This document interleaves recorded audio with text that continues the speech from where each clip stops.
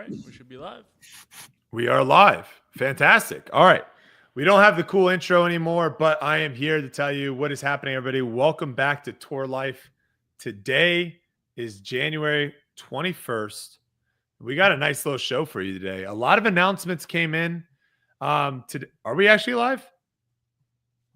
Yeah, oh, we are live. Yeah, we're live. Oh, well, like it popped in right at the middle. What the heck? Okay, I'm just going to restart now. Here we go. What is happening, everybody? Welcome back to Tour Life. Fun show for you today. Today is January 21st, and Yuli is currently in Discraft headquarters, and we're going to have the man himself, Bob, who's been making all the moves, or maybe he's not. Maybe there's a puppeteer behind Bob, and Bob's going to, pull back the curtain a little bit and let us know what's going on over at Discraft. But Discraft has been in the news, making a lot of moves this offseason. A lot of people are curious to see what's going to happen there. We also have other pros coming out, re-signing, signing with new manufacturers as well. We'll talk all about that. We got some people and some big advertisements as well. So it should be a good show. But before we jump into that, Yuli, how's it going, brother? It's going good. A little tired, you know. Yep. Been here for a couple days. Whenever you come to the factory, it's usually work. So I'm a little tired, but happy to be back on the show. And it's cold here. Let me tell you what. It's like -4 degrees. Yeah, I feel well in the cold weather, bro. Last night was a busy night for me. I had a lot of stuff to do, and I was just kind of getting a bunch of stuff done. And Kelsey told me right before she went to bed, which I think was like around 10 o'clock, do not forget to put out the trash. And I definitely forgot until about 4:30 in the morning when I was finishing up. Last night was a very long night of work, but I was finishing up around 4:30 in the morning, and I was like, oh my gosh, I have to put the trash out or Kelsey will kill me. I think it was like 13 degrees wind chill. Like it was, yeah. It was one of those things where you think, like, you start thinking, how long could I survive out here? Yeah, no, I have those same thoughts. I'm like, I'm pretty sure I'm done in like an hour. What is that? What is that when you're thinking about, like, you're walking down your driveway with your trash cans and you're thinking in your head, if I slip and snap my leg right now and I'm not able to move, how long? Like, that was the thought that was going in my head. Like, how long would I be able to survive out here? What is that? Just natural human instincts to have those thoughts? I don't know, because I think more along the competitive side, to where I'm like, how long, like, what's the worst I could be in and survive? Because you hear like stories of some unfortunate events where people get like stuck out in the wild and it's cold for days and days and days. And I don't do well in the cold. I think I'd last like 5 minutes. The one thing I will never do. What is it? Cave crawling, or what was cave? What is that called? I don't know. Yeah. Silas, what is that called? You know what I'm talking about? Yeah, where they like go in the really small caves. Yeah, and they're just like doing this. Dude. Oh, that's so scary. Yeah, I'm good. And I saw like I don't know if it's real. You know, you see all this stuff on your Instagram now. You don't know what's real and what's not. But it's like the guy was like going and ended up like hitting a dead end, but it was like in an L shape. So his body was like down and he couldn't like backwards up because of gravity. And so he's like got stuck in this pit. I don't know. Spelunking? Is that doesn't sound right. I think that's right. I think that's actually real. Yeah, there's definitely I did not get that gene, Yulia. I did not get the gene of like, I need to be on the edge of dying to feel something. Yeah, I'm like, good on that. I don't even like roller coasters. Okay, that's weird. That's not my favorite thing. I'll do it, but I don't. It's not like I'm like. Are there certain ones that scare you more than others? They all scare. Well, it goes from the little ones I think are gonna kill you because they break down. Okay. And the big ones are like, imagine if I shot off the top of it. Like that'd be. But wild. like, are you more scared if your feet are dangling, like the ones where your feet are dangling, or are you scared like with the ones where you're standing up? I think it's the loopy loops. The whole thing. I just don't like I don't know. I do them.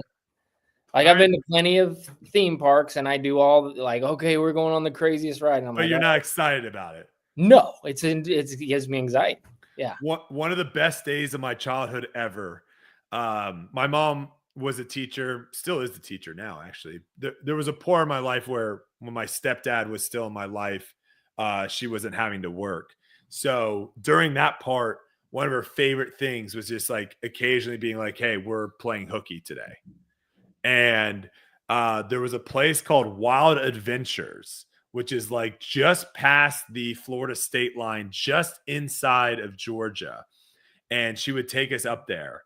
And I remember this. I had to have been in high school. My brother had to have been in middle school because my sister wasn't there. So she was already off in college. And I don't know if you've ever gone to a theme park during a school day. No one's there.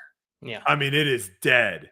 And we just sat on this one ride, and we would get to like the ride would end and it would come right back to where it started. It was a smaller theme park. It wasn't like a Disney ride where it's like they let you off in a different spot to where they let people on. So you just come right back to the person that got you all hooked up. And they were like, do you guys want to do it again? And we're like, yeah. And so we sat on this thing for like 15 minutes straight. We rode it like 5 times in a row. It was incredible. Such a fun day, man. Really, really fun. I mean, I love roller coasters. Speaking of which, I haven't gone on a roller coaster in a hot minute. That might be something that I need to put in the future plans. At some point when we were on tour, we went to the one that had like one of the fastest, highest. Well, that was awful. I mean, everybody was like, yeah, we got to do it. And no, I don't think anybody had a good time on it. Afterwards, everybody was really like, that was crazy. I don't know. Maybe that's just my thought about it. But it's I mean, I like being able to be like, yeah, I wrote it. It's fine. See, I feel like that's different. Like, dude, I'm just like for 15 seconds straight. Why do I want to be terrified for 15 seconds straight? That's awful. Do you like going fast in your car? No, not my favorite thing. No. I don't like that at all. I have no interest in like having a fast car or driving fast at all. Yeah. But I like the controlledness of a roller coaster. So what about somebody else driving you fast? No. Basically what a roller coaster. That's no, because a roller coaster is very planned and there's like nothing else happening. I would get scared if I would not feel comfortable if I went into one of those freaking driverless taxis that they have now. Yeah. Did you see that? Freaking Ezra, obviously Ezra That's being basically Ezra. A roller coaster. Somebody else built it. It's programmed to be good. It's just, but then you also have outside factors of like other people. I don't know. I don't like that. I'll never get in one of those things. But maybe we'll have to do a little roller coaster on tour at some point. Hey, I'll do it. I will go. I will. We'll have to do the carnival games. All the games are fun. I like the carnival games. Games are a lot of fun. So, all right, let's jump into our sponsor of today's video, Magic Mind. A little over a year ago, I hit a wall. I was juggling work, life, everything in between, and my focus was slipping. I wasn't sleeping well, and honestly, I was just trying to get through each day. Sound familiar? I started learning more about something called mental wealth. It's the idea of building long-term resilience, much like saving for your future. We all know the importance of financial savings, but have you ever thought about investing in your mental resilience? Mental wealth means setting up habits now, like prioritizing sleep, exercise, diet, managing stress, and even using natural supplements that will support you when life gets tough. This is where Magic Mind comes in. It's not a quick fix, but it's a tool that's part of my daily strategy to stay sharp and focused. I've been using Magic Mind's focus shots in the morning for the past few days, and honestly, it's been a game changer for my clarity and mental energy. No more mid-morning slumps or jittery crashes, and at night, Magic Mind's sleep shot has helped me unwind and fall asleep faster, giving me the deep rest I need to recover for the next day. Magic Mind has bundled their focus and sleep shots together, and if you're looking to build your own mental wealth in 2025, now's the perfect time to try them. They're offering 45% off the bundle using my link below. So take a moment today to think about your own mental health journey. There's no better time than now to start building your mental resilience for the challenges ahead. With Magic Mind, you're not just improving your focus during the day, you're investing in your ability to recharge and sleep well at night. Let's make 2025 the year we prioritize our mental wealth together. Click the link below or go to magicmind.com/tourlifejan to get 45% off the Magic Mind bundle. Invest in your mental wealth now with Magic Mind. The year of Silas ad reads, man. We're here. He killed it. 2025. taking my job. They took my job. Hey, y'all have enough to worry about, so I feel like it's the least that I can do. Hey, you're killing it. The people love it. The listeners love it. All right, let's talk a little bit before we get Bob on here, guys. Let's talk a little bit about some of the other moves that kind of happened in the disc golf space, the disc golf world this past week. We are looking at the first biggest one. I think no one saw this coming when he announced that he was no longer going to be with Innova. Jeremy Colling signs with MVP. I believe it was a 3-year deal. First initial thoughts there, Yuli. I think it was a 4-year deal. Oh, 4. I thought maybe. Fact checked us there. I don't know if it was 4 or 3. Did we talk about this last week or no? No, because the announcement came, I think the announcement came like 5 days ago. It's 4 years, 4-year deal. I don't think we talked about it last week. I think we just talked about him leaving. I don't think we've ever talked about MVP. I could be wrong. I have terrible memory, but I don't think so. Well, yeah, I mean, first initial thoughts, good for him. Go get that money. That's what I think. And if it doesn't want to keep you, then you gotta go where the money is. And I think it's a good fit for him. And if you watch his video, he has like that kind of mind that's really interested in the disc, how they are built, all those little gadgets and nuances of the disc manufacturers. He's always loved their plastic. I can tell you that. Like he was always been kind of infatuated with the double pieces. What is it called? Gyro. Gyro. Yeah, gyro. I think his announcement came out last Wednesday. So I think that's why we didn't talk about it. Mm-hmm. And so, like with all those factors, it's good. And a 4-year deal, in this market, that's crazy.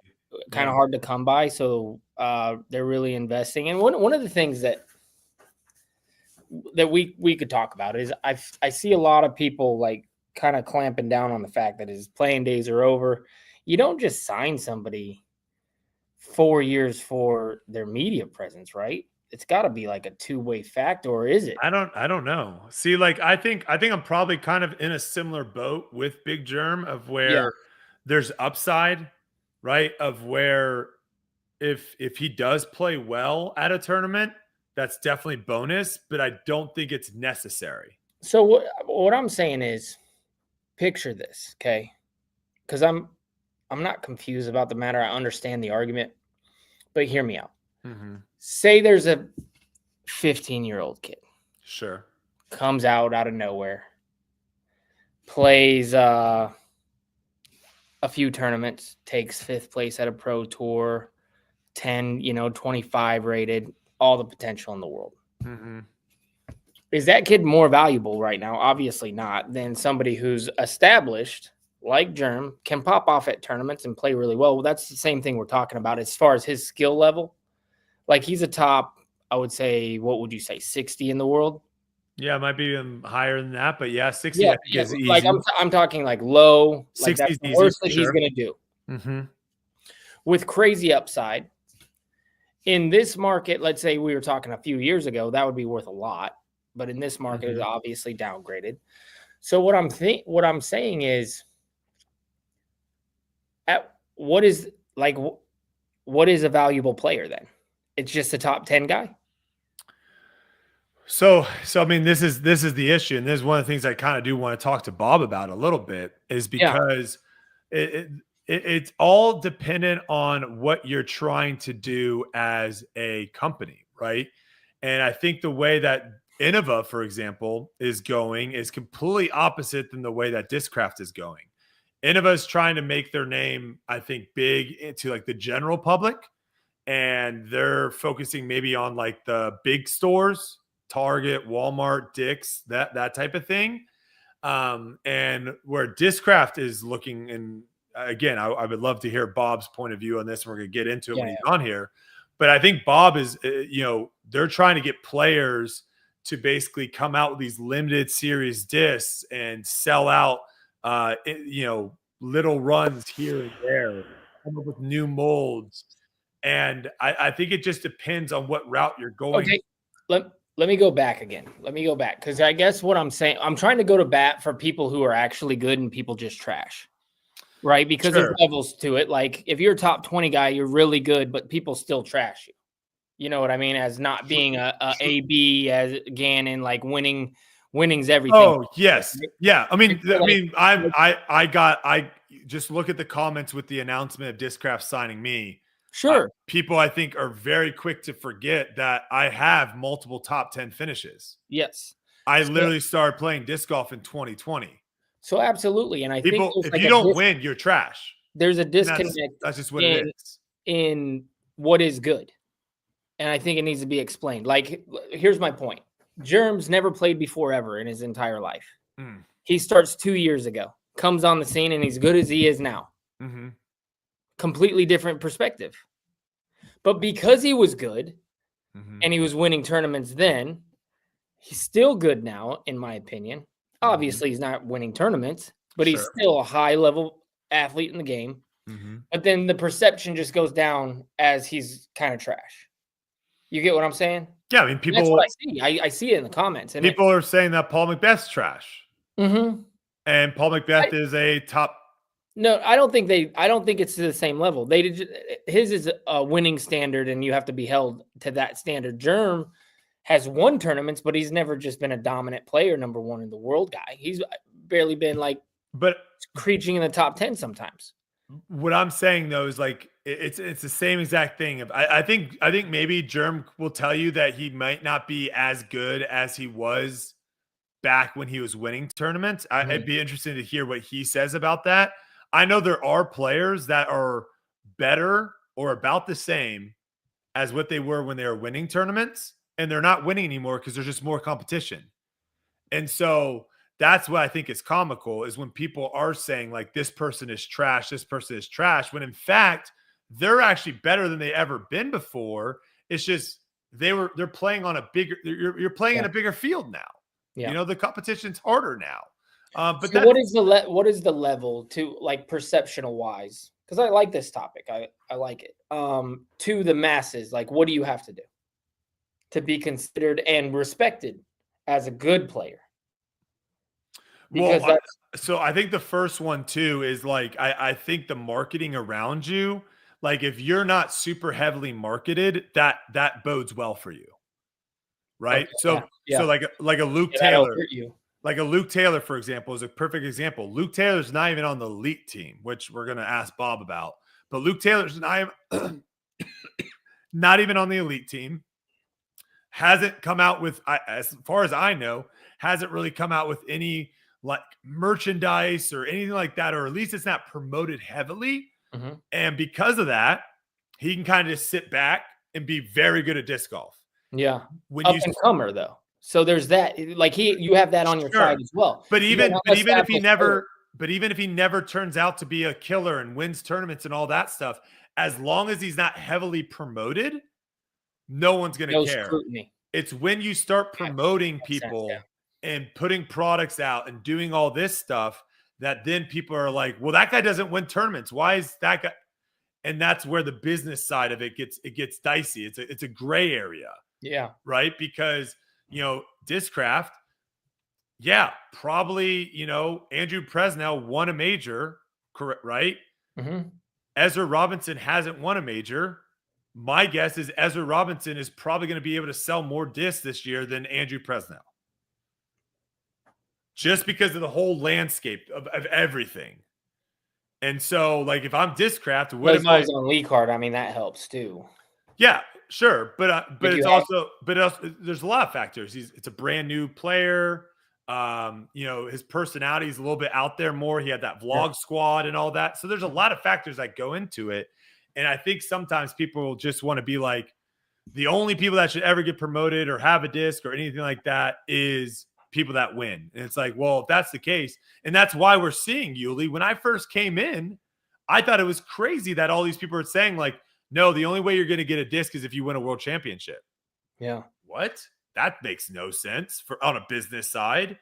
And clearly that's completely changed now. Like, I think everyone's woken up and be like, that's a silly rule that someone just decided to make up.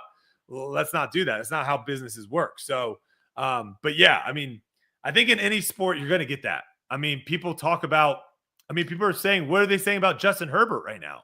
People think Justin Herbert's trash. People think Lamar Jackson's trash. He's probably going to be the MVP back to back. People think he's trash. Can't win a playoff game. So it's just sports. It's sports. It's sports at the end of the day. It's what's going to happen. And you got to be okay. The thing is you read those things, and then he's my friend, right? And it rubs me the wrong way, because in person, those people who are saying that online meet him and they want his autograph and they're happy, and it's Big Jerm. That's bad. And then the keyboard warrior, because I've never seen anybody go up to Big Jerm and him be like awful, you know? And I'm sure it's happened before. We've all done it. Maybe those people don't. Oh, you're saying Big Jerm be awful, or the person? Yeah. Oh, both ways.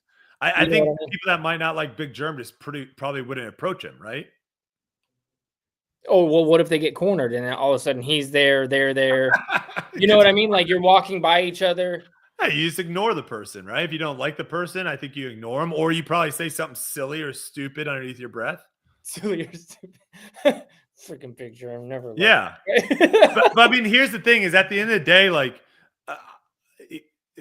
and I think this is where the community of disc golf and everyone wanting everyone to like each other and everything like that. Like, I think you got to be okay with people not liking you, and if you have people not liking you, then that probably means you also have people liking you. Right. Right. If no one doesn't like you, then you probably also might not have anyone that likes you. Mm-hmm. You know, or you might also, here's the other thing, you might just be fake too. Because if your goal is constantly to go around and try to make everyone like you, that's a tough lifestyle to have as well. Because now you're putting other people's thoughts ahead of your own. My priority. Yeah. No, thank you. I don't want to live my life like that. I don't want to have to be worried about what to say because maybe someone won't like me and won't buy a disc. That's crazy. And we're going to have hopefully Big Jerm on next week. I'm going to reach out to him. I didn't want to do it this week. I wasn't sure if he was in New Zealand and he's going through some family stuff, and I just didn't think it was the right time. So prayers go out to him and his wife and their family. I won't get into that, but anyways, I thought it would be a fun topic to like discuss. You know what I mean?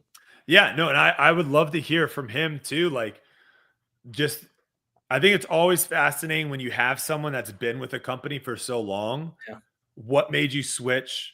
What was the dynamic? Did Innova reach out to you? Was there talks? What was that? And then also, like, why the MVP switch? Was there anyone else, or, you know, very, very interested in that. And yeah, I mean, I think at the end of the day, I mean, it's again one of the other reasons why I think having teams of where he just left Innova and now he's on team MVP, and that actually is going to matter. I think that would be huge, because now you're going to get a lot of people that are supporting, and even you're going to get sometimes people get super pissed off. I mean, that's some of the funniest NFL videos out there, is when you go back in time and you watch people like get super pissed off that Patrick Mahomes gets drafted, or super pissed off that Jalen Hurts gets drafted. You're like, why did you draft this guy?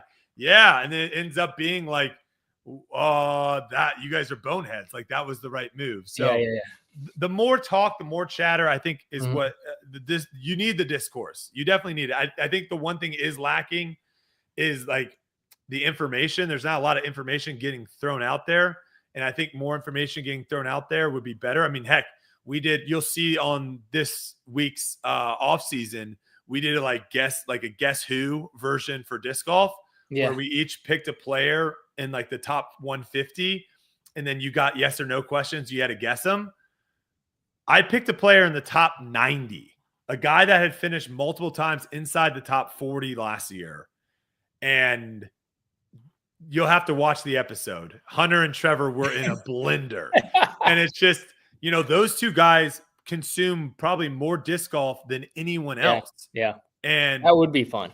It's just, we don't have a lot of information outside of those top guys coming out. And obviously it makes sense we don't have it, but as the sport gets bigger, more stories will come out. People will start hearing about other people, and you'll go from there. So, no, I think I'm excited to have Big Jerm come on next week, if he can, because I think a lot of people would love to hear from him and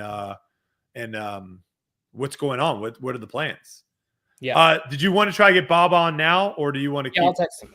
Okay, we'll have him come on, and then we've got a couple other stories at the end of the show to discuss. But yeah, hopefully you guys listening, hopefully you guys are in a warm spot right now. Hopefully you didn't get too much snow. Hopefully we're on the up and up soon of good weather. Man, there's just snow everywhere. My buddy Josh is in Louisiana. He said they almost got a foot. That's like the worst. Isn't that crazy? I know. I saw a video of like Tiger Stadium, and it was like, it looked like it was Buffalo. It's crazy. I hope everybody's safe out there. Stay inside, stay warm. You probably got a day off of work. These people are saying it's free. Chris is saying it's 13 degrees. Munchie's saying it's -1. Holy smokes. A little cold spell going across the U.S. Yeah. Meatball, I live in Dallas. I wish we were in our Florida house right now, but we are in Dallas, and it snowed like a week and a half ago. So you're incorrect with that comment. But to kind of prelude, I think might be the right word. We got Bob coming on. Bob is basically the one that is in charge of all the sponsorships. You probably have seen him in many of the videos when it comes to disc golf. And we are happy that this actually worked out perfectly that you're up there, Yuli, because now we get both of you guys in here. But Bob, first off, welcome to Tour Life. Glad that you could join the show. Thanks for having me. Appreciate it. So it doesn't look like Discraft is slowing down anytime soon. No. You've got, probably the biggest move that we've seen in the, since I've been playing disc golf was the Paul Macbeth move. Mm-hmm. And then from there, it seems like you guys basically have just one-upped or kept the train flowing and moving forward since then. This year, it kind of was more on the fence of, are they going to re-sign this person? There was a couple names maybe throwing out there, but no one really saw a partnership with King Climo. So let's just start there. Where did that start? Because he talks about you approaching him months and months and months ago. When was it like brought up? Whose idea was it to maybe, hey, King Climo's out there, maybe we should talk to him? Yeah.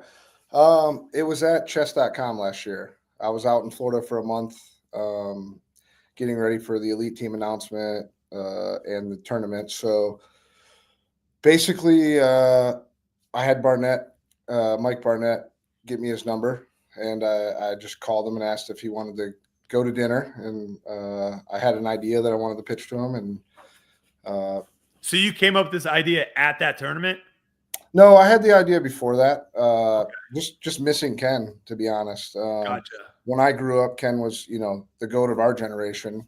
So, not having him around and hearing things about him and just all the accolades that he had not being thrown in your face was kind of shocking to me. So just saw it as a resource that wasn't being used for the sport and in a good way. And it should have been out there. I think, the Climo thing's good for everybody in disc golf. I don't think it's a Discraft thing or us against Innova thing, nothing like that. I think Ken being present is really good for the future of the sport, for pros, and he's a hero of disc golf. So I was ecstatic to be able to work with him, and I love the idea of it. So it's not really an idea, Brody. I think it's just like an obvious thing that maybe people look at it now and think someone else should have did it or something. I don't know, but yeah, I think the key thing here is like the whoever it is, enter than the player, they need and want to be involved, because we see in other sports where some people stick around, like, Peyton Manning, for example. He's someone that has stuck around in football, and he's been present in the media and doing things like that. And then there's other guys where they retire and you don't really hear from them anymore, right? They're living their life. They're done. And I think the key thing here was when we had him on the show months ago, you could tell that he wanted to do more. You could tell that he wanted to be more involved. And I guess he just didn't feel like he had the avenue to do that. So was that one of the big things in talking with him is, hey, we can help facilitate? Because I think that's a big question is he going to be more involved in the sport, or is he just going to be selling discs? No, he's going to be involved. I mean, there's talks of him and Simon. Well, hopefully I'm not spoiling anything. Hopefully no one gets mad at me. But him and Simon doing a video together. I think the opportunity of him doing YouTube videos with the modern day player, doing a video with you or Yuli, that stuff's just exciting and fun to watch. And you get little, snippets of gold, from a fan standpoint that you can't be scripted, can't be forced out into the market. So Discraft does not want to gatekeep Ken Climo brand or who he is. So working with all sorts of different players, tournaments, things that Discraft might not be involved with, and that's fine. That wasn't the goal to, this isn't like a get rich scheme or make billions of dollars doing this. This is to bring back a legend, and there's a purpose, and he has his own identity, and he can do the things he wants to do. He wanted to come to the Northeast Expo and was more than willing to jump on a plane and make that happen. That's the kind of stuff I want to see as a fan. What about your perspective as far as like DGA being a part of Discraft? I saw that was a question that a lot of people online were asking. Like, okay, so what's the difference between like DGA and Ken Climo's brand? Like, what would be an easy answer for them for that? Discraft is part owner in Climo's brand because obviously we own the molds and things like that with him. So it's a partnership between us two. We just make this for DGA, and we have a personal relationship with them, but we don't own any part of the DGA company. So DGA is more of licensing. Yeah, they're not necessarily like under your umbrella because like the easiest way that I try to explain it to like non-disc golfers is it's kind of like cars where you've got the big name car company, and then you have all the other car companies that when you think about it, like you might not know they're actually owned and made by that company. Is that kind of what Climo Disc is? Think about this. I mean, you drive a Mazda, right? Yeah. Your first car that you ever owned. Maserati, yeah. Little tidbit. Ford has helped with Mazda in the past and helped build parts and helped with distribution and things like that, but it's not owned by Ford to where Ford and Lincoln or Mercury, Yes. There's other relationships. There's different levels to it. I would think of like similar to ThoughtSpace. We just announced that deal with them. Yeah, talk to me a little bit about that. What is that one? Sure, we're leasing them a mold, and we changed some parts around on a mold that we're not using anymore and modified it to their liking, and it gives us an opportunity to reuse a mold and make new pieces for it and lease that out to them, and helps them be able to grow and do things, for disc golf. I think the biggest thing people need to think about is disc golf still a niche sport that's small. So we need to be able to work together and help grow new avenues, new ideas, and build new competition. So when I think of us working with DGA, ThoughtSpace is like-minded. Aaron Wilmot over there is a buddy of mine. We kind of just started becoming friends since we've had the first conversation about potentially doing this, and we're like-minded. It's just building a network to be able to sponsor new players and sponsor events that, isn't just 2 or 3 companies holding everything together in the sport and holding people back from growing. So our philosophy is to work with the Climo brand, work with DGA, work with ThoughtSpace. We want to keep things moving and growing, and yeah, we're excited about it. So with ThoughtSpace, was there any talks about being like exclusive of like, what's the reasoning for being okay with, making a disc and having ThoughtSpace sell it, but then also ThoughtSpace having, I believe it's MVP also makes some of their discs as well. What are your thoughts on why is Discraft okay with having, joining ThoughtSpace and having them also push and sell other manufacturers' discs? Yeah, I think ThoughtSpace has a unique space in disc golf. They have a really edgy vibe to them. They have cool artwork.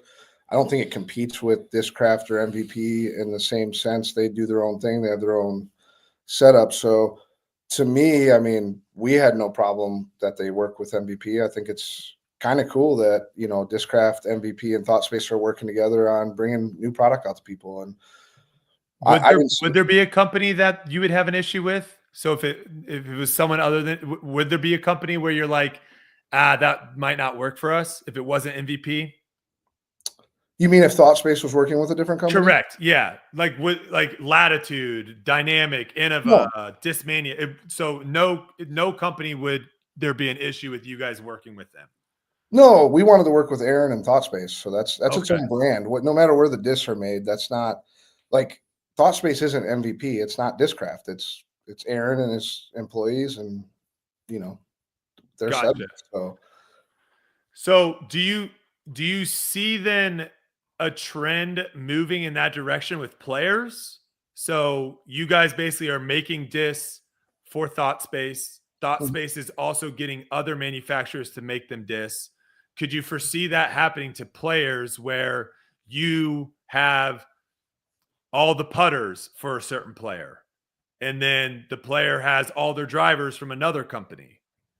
What would be the difference if you're not okay with that? What would be the difference between those two scenarios?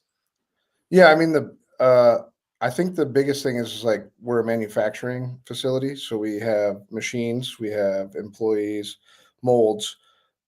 Filling machine time is not a bad thing in any way. So the more, you know, the longer our machines are running, the more our employees are getting overtime. Like when we announced the Climo stuff, I mean, people worked Friday, Saturday, Sunday. Like it's blowing up over here. People are playing music back there and having a good time and just loving life right now. So to me, it's two different things: marketing and you know, the machine side of it, where you're trying to fill machine time and keep everything going. And we had molds that were just sitting there that we can use.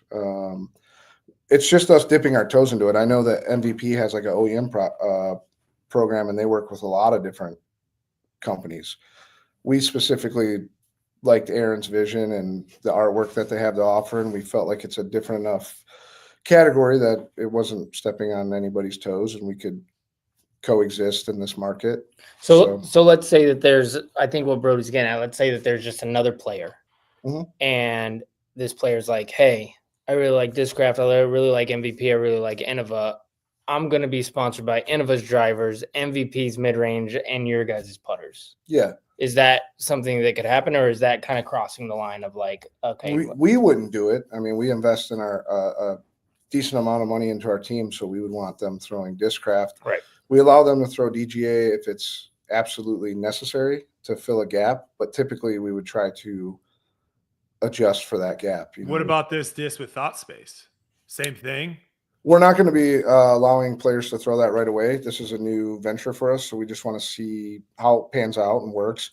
The tricky part could be monitoring that. If the, you know, ThoughtSpace has a specific look, it'd be hard to know if that was an MVP mold or a Discraft mold, and we wouldn't want to muddy up those waters with that. So yeah, because I guess you guys kind of view, which makes completely sense, right? As a manufacturing company, you don't necessarily want to be a manager.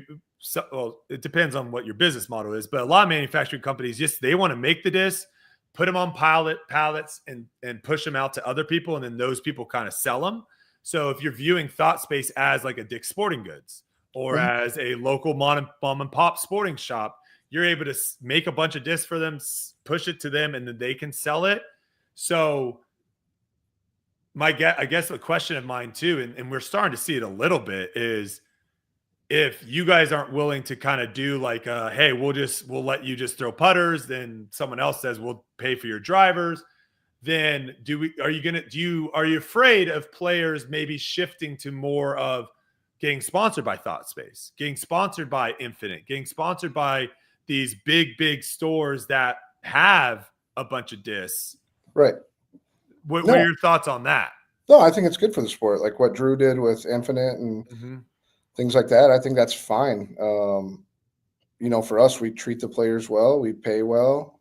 We do a lot of things for our team. So we don't have to, we're not in fear of that. It's no different than if Innova just wanted to steal all our players, I mean, we would still try to get the players we really want to work with and do whatever we could to convince them that this is the right place for them. But I don't think mixed bag is a huge leverage over going to a manufacturer that's established and can afford the contract and take care of the player the proper way. Yeah, I don't foresee there ever being a time where a company could legitimately pay, like a Thought Space or an Infinite could pay more money than a manufacturer could. Like I don't foresee them having more. Well, Discmania was a good example of a bigger budget. I mean, Discmania had Simon and Eagle, and what UC was able to do as a secondary company that had disc made by Innova was very impressive. Yeah, but I think at the end of the day, if Innova wanted to, they could pay more for Simon and Eagle to throw Innova, but they just didn't want to. Sure. That's my point. It's like in a bidding war, Discraft's always going to beat Thought Space.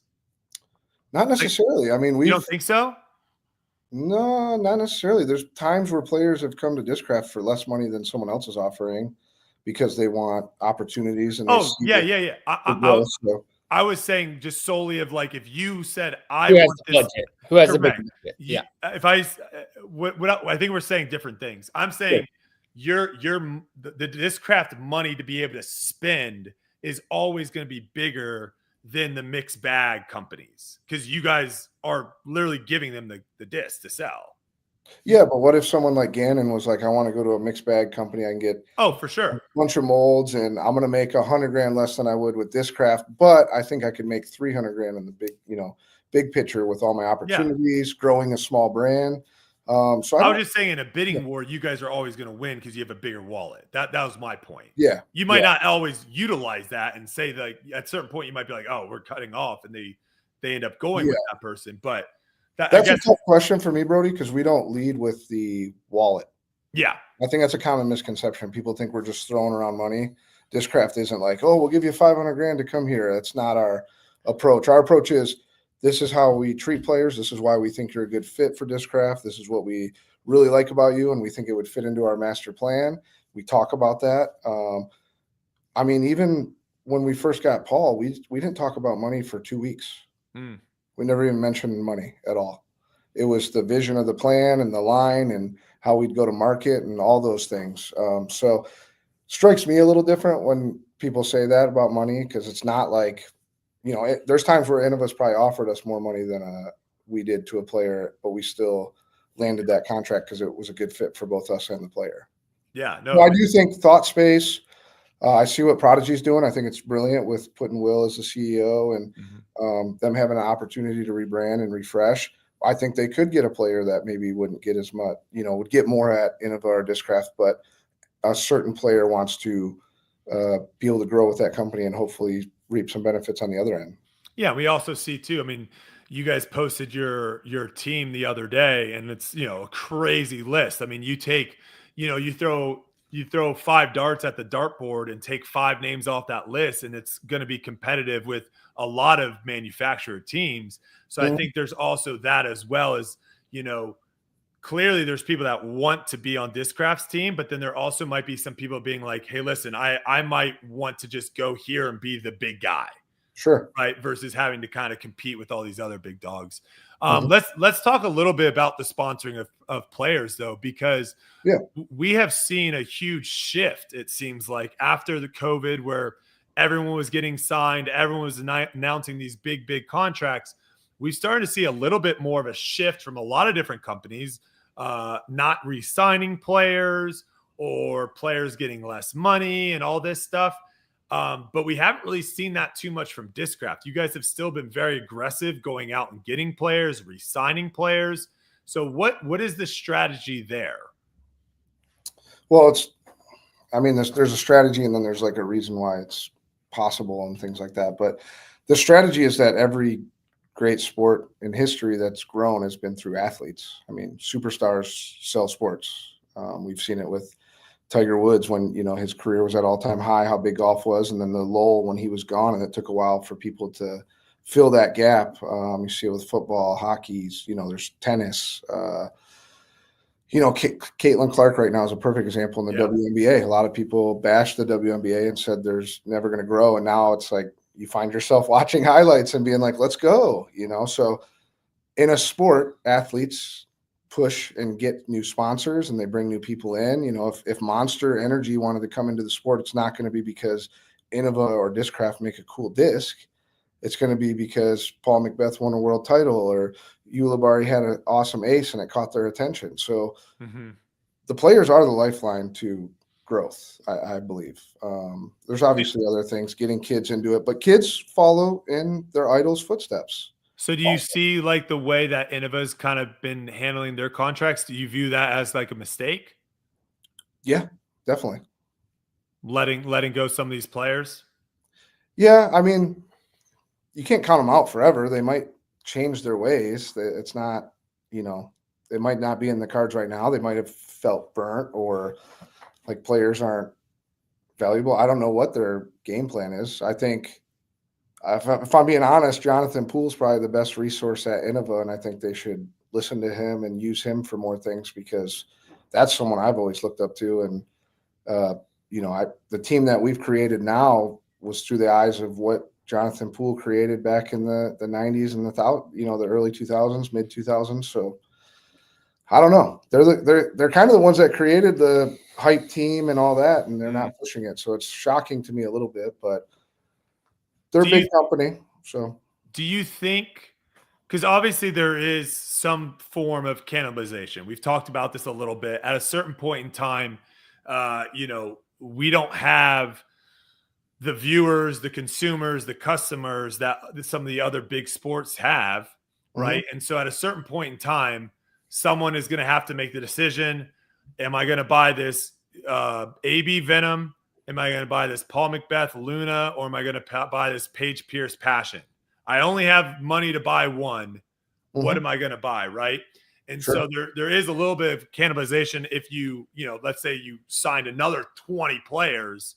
At a certain point in time, the return of investment has to dip, right? And so, I've always thought that was kind of what Innova was doing right now is they have decided these are the people that we're going to invest in. These are the people that we're going to pay, and we're going to write it out with them. Do you guys have a number like that in mind of like, is it kind of like a draft in the NFL where you have a big board and you're like, all right, these are our big boys. And then these are the guys that are our glue players. And then, if you lose a glue guy, now we got to find a replacement. Like, is there like a number of, or like hypothetical, if Isaac Robin said, hey, I would have signed with you guys. And Ricky would have said, hey, I'll sign with you guys. And Big Jerm says, like, are you just taking all of them if you can get them? Like Pokemon, got to catch them all? Or how's it work? I mean, every player that was available hit us up, and we didn't take them, obviously. So, I mean, we're not taking just anyone. It's when they fit the team. I mean, we have 12 elite team spots, 8 men, 4 women. And then we have the tour team, which is stacked with people that could potentially take those elite team spots. The way we've structured it is to have competition within. I mean, people don't want to lose their spot and they want to push to that next level. So sometimes digging deep down inside and making that big putt that you need to finish in 3rd instead of 12th because you gave up. There's motivation within our team to compete with one another. So I don't think we have that big of a team. It's just really stacked. I think we have around 50 something players, 60 players. I mean, it's a little over that when you count like lifetime members and the Icon team. They're people that are, family basically, and pretty much, Discraft like in their blood. So, that's a little different, but competitive team. I mean, we're probably only talking like 40 something players and maybe 25, 30 of them tour. So it's not that we have a huge team. I mean, there was one point last year, I believe, that Innova had like 400 plus players. Yeah, well, we're just talking more about touring guys. Sure, like 25 is a decent amount in comparison to some other teams. Yeah, I mean, one of the things I feel like about Discraft is it kind of goes without saying, most of the top level pros want to come here and play on our team. That's the way that it is. And the players on the team might have an opportunity to go somewhere and make more money, but they don't want to. It's like Steph Curry giving up money to stay at the place and try to win a championship because he's marketed well and he gives up salary caps to get more players. You know what I mean? There's got to be some short-term versus long-term. 100%. And I think one of the best things about Discraft is the ceiling is so dang high and people see that. Like they see Macbeth and the Paige Pierce and all these players being successful. AB, for example, was on Innova for a long time, didn't tour necessarily a lot, came to our team, and now all of a sudden last year he became one of the biggest superstars and possibly one of the biggest superstars our game's ever seen.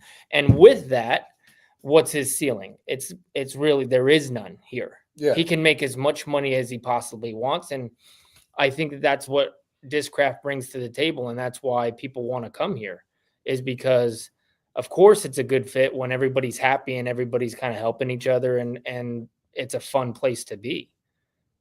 Sure. Yeah. We're giving resources to the players to be able to grow to the full potential.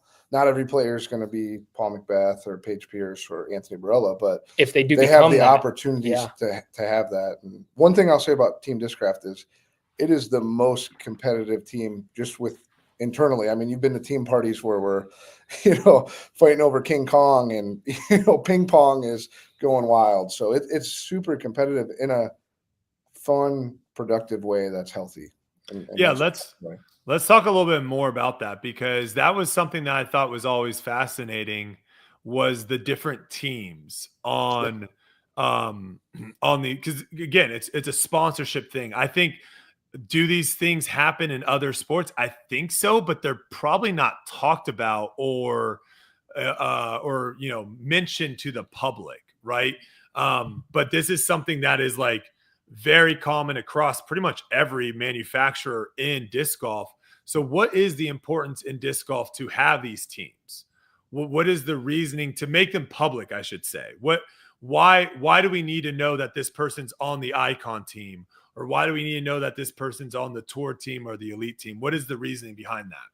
Well, I think titles and competition inspire people. So having a team where there's different levels, it gives you goals to shoot for. Like, I know you worked hard and made the elite team, and that had to have felt good when you did that. And you came out of nowhere and jumped up to 1030 rated player and made the elite team. So that's exciting to have. Well, I'm saying more, sorry, let me rephrase. I'm saying more for the perspective of like the consumer. Oh, the team up? Because for me, obviously as a pro, 100% having goals and certain things for me to hit. Yeah. But like one of the things that we very rarely ever hear about in the NFL until like week 17 is like when they're like, this guy needs 2 catches to get a $5 million bonus. Sure. Like there's certain things like you don't really hear about, but in disc golf, what team you're on is talked about all the time. So what's the reasoning for that for the consumer? Why do they need to know that Yuli's on the icon team and not just sponsored by Discraft? Yeah. I don't know. That's a tough question. I think the thing that's good about the team is it's, from a marketing standpoint, from a company's view, is people that get along and can work together, like having you and Ezra and Aaron doing videos together. There's a lot of, your resources can go a lot further. I think sometimes with like Paul Macbeth, for instance, on the team, you might get Ezra Robinson, who's going to bring the pressure and bring the best out of Paul. So there's a marketing move there, but that's also a byproduct of making Paul a better player because he's feeling like, oh, I need to step it up and I need to make the move. There's a lot of different aspects of a team. It doesn't mean we're all trying to get the same score or anything, but fighting for a spot on the team, pecking order, working with a fellow player. That's amazing. If Paul wins Worlds next year, you guys are all going to make more money. I mean, I have stats to prove that. Guess let me real quick because Okay.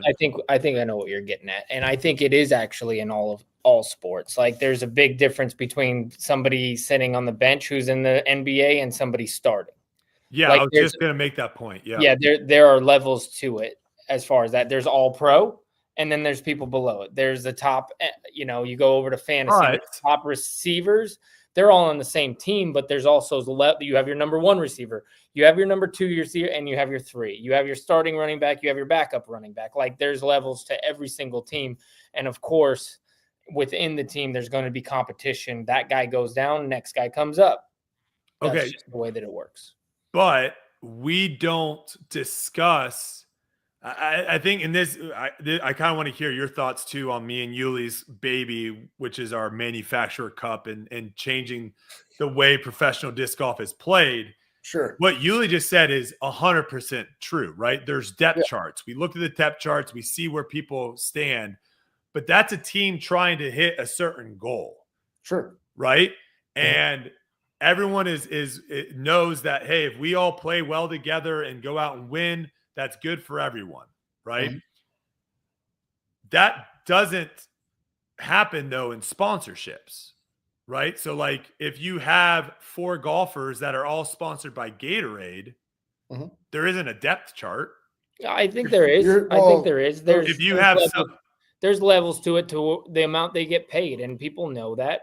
But there's people on the same team, like on NFL teams, basketball teams, that have golf.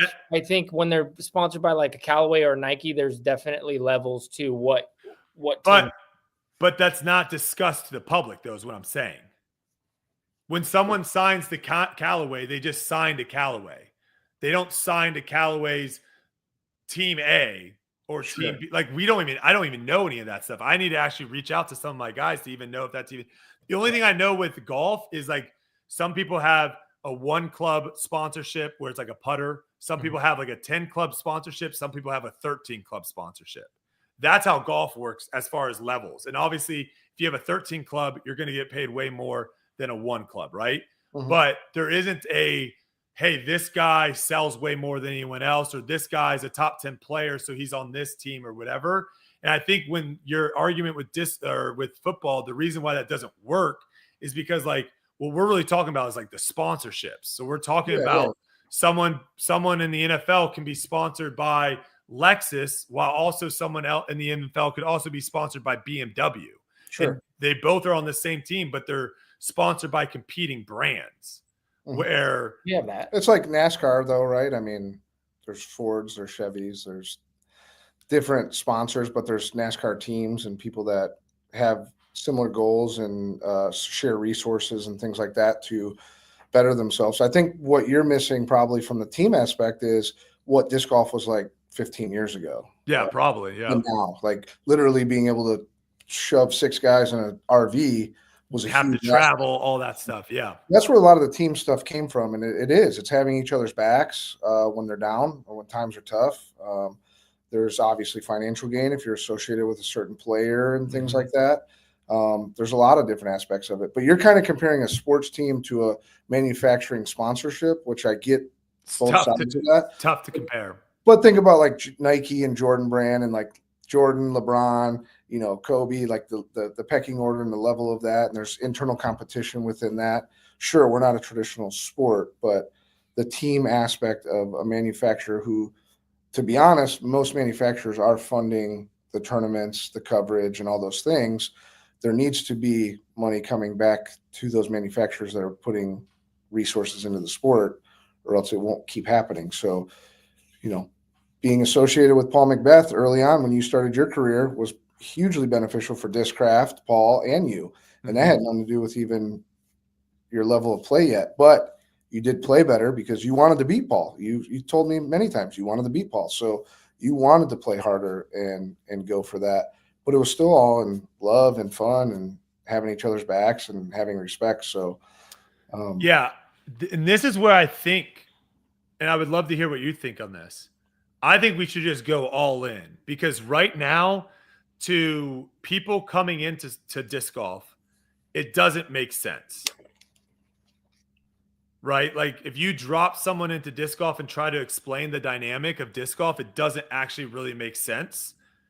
So what we have right now is we do have a fan base that obviously, yes, follows players. We see people that Big Jerm, for example, he left Innova. He's at MVP.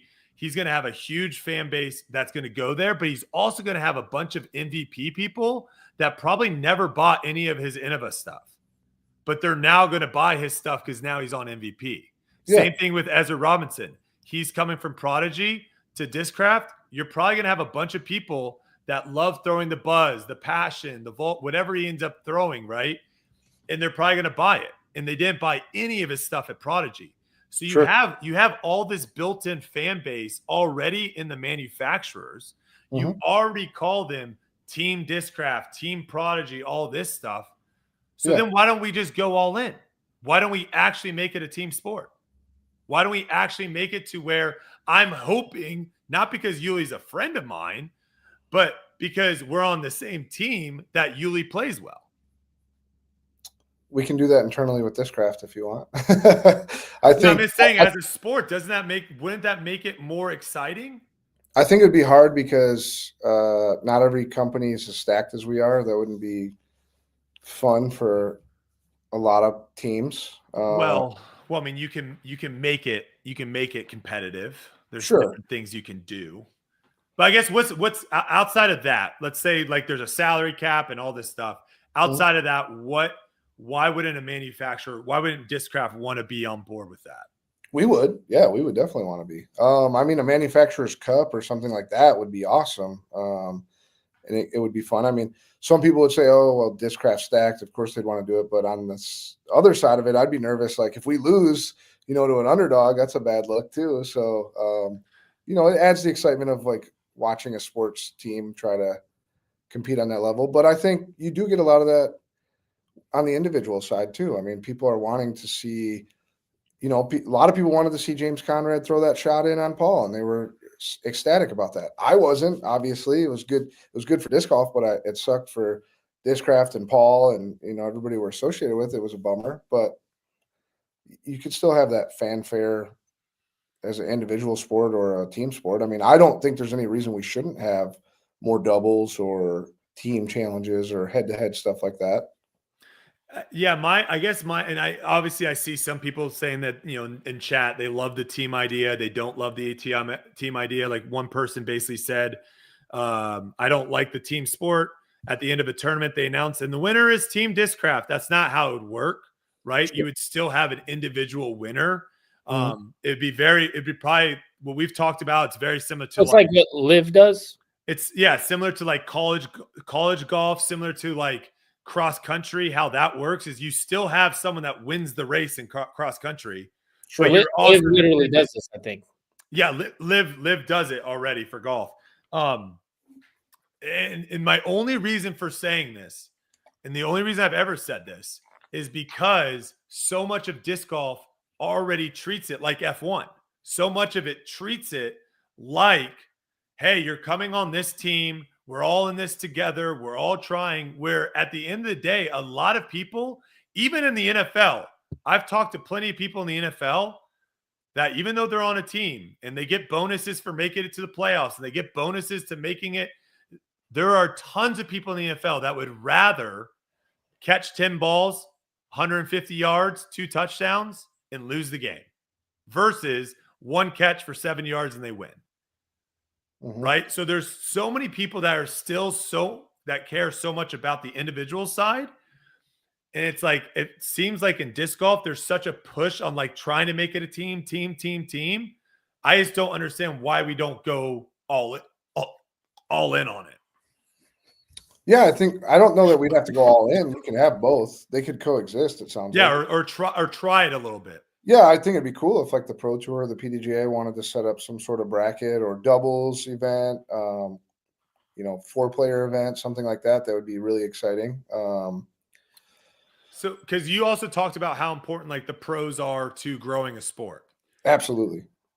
Obviously, there's grassroots stuff that you can do. You guys do a lot of stuff. I've done a lot of events with you where I've gone to events, done player signings, all that stuff. I think that's all great. Yep. But at the end of the day, like the professional league is the thing that really is going to showcase those players. Right now, we're currently have a professional league that's behind a paywall. And we are currently in a professional league that the views, quite frankly, aren't there. Right?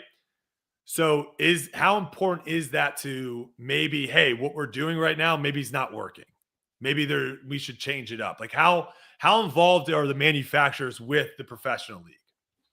I mean, we're really involved as far as like supporting it and Obviously, we have a lot of big Discraft events on tour. We always supported the Pro Tour from the beginning. PDGA, we support them. We don't control their schedule or what they're putting out there. We offer advice and things we'd like to see. I mean, I've told Jeff Spring this a few times, but I'd love to see something on ESPN where it's just a skills competition with disc golf, where it's their best players throwing bombs and crazy shots, watching a player make 60 putts in a row from 30 feet. Like those kind of things, I feel like would draw a lot of outside eyes, because there's tons of people that don't watch NBA, but they'll watch slam dunk competition. And if you saw Bareilles throwing 760 feet in a field, you'd be like, what is disc golf? Or what? I don't know. I'd love to go on a field and just throw a disc to see what I could do. I think disc golf, the way it's been now, where we just throw it on CBS and things like that, it's not followed very easily. So yeah, people that don't already play are kind of like.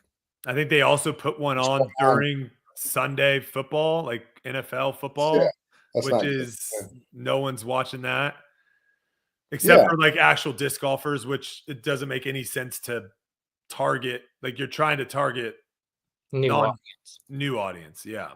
Yeah, we do need to think outside the box if we want to target new audiences. I think that's going to take some level of the sport being able to work together, manufacturers being able to group up and put something like that out. I mean, something clean and polished on ESPN that, you know, if your mom walked in the living room and said, who's this Anthony Barilla guy that just throwing this disc so far? You get people talking about it and trying it themselves. That's people get hooked as soon as they throw a disc. I mean, it's wild how quick someone will get hooked, even when they don't, you know, they're not that type of person typically. They might not think it's very cool, but. Last thing I'm going to say. Yeah. On the team thing. Sure. What brings more eyes to the table right now? Okay. Mm-hmm. Gannon Burr versus Calvin Heimberg, let's say. Mm-hmm. Those two playing in a tournament, going toe-to-toe. Or Discmania versus Innova. Which one do you think more people would tune in and watch? Discmania versus Innova. Like the whole team, you're saying? So, like, I just told you, hey, right now we've got Gannon going toe-to-toe against Calvin. And then there's another show where I'm saying, hey, right now we got Innova taking on Discmania. Which one do you think the majority, which one would gain more audience? Outside audience or people that currently disc golf? Just in general. Just straight up in general. I don't know that one would be more than the other, to be honest. I'm not 100% sure. Really? It's a new concept to me. So, I mean, yeah. Honestly, like Innova. Funny because a lot of people are saying like players, but Yuli, how many times? If it was Innova versus Discraft, you'd get more people watching that. I just threw out two randoms. I didn't want to do anything. But I mean, obviously Paul versus Ricky, there's a lot of things, but it is funny though in chat, because I think it's one of those things where people think they know what they want. But Yuli, how many times do we come on here and people talk about how boring a tournament was? Mm-hmm. Gannon versus Eagle, Gannon versus whoever. And they're just like, that was so boring. Where teams, there's so much more involved in. That's all I'm saying is there's more storylines when you have a team than when you don't have it. That's all I'm saying. Why are boy bands? Things happen in sports too to make it more watchable. Like Ricky versus Paul is obviously going to be a way more viewed scenario because of their past, because of them going and having these epic battles over the years. And then you have lulls to where, like in the middle, even like let's say the NBA or something, like the Celtics versus the Bulls. It was Larry Bird, and then the LA, it was Magic Johnson. Like back then, everybody was hyped about those rivalries. And then maybe in the middle, you didn't have those superstars that like really didn't like each other, or that was the perception outside to the fan. And we don't have that a lot in disc golf.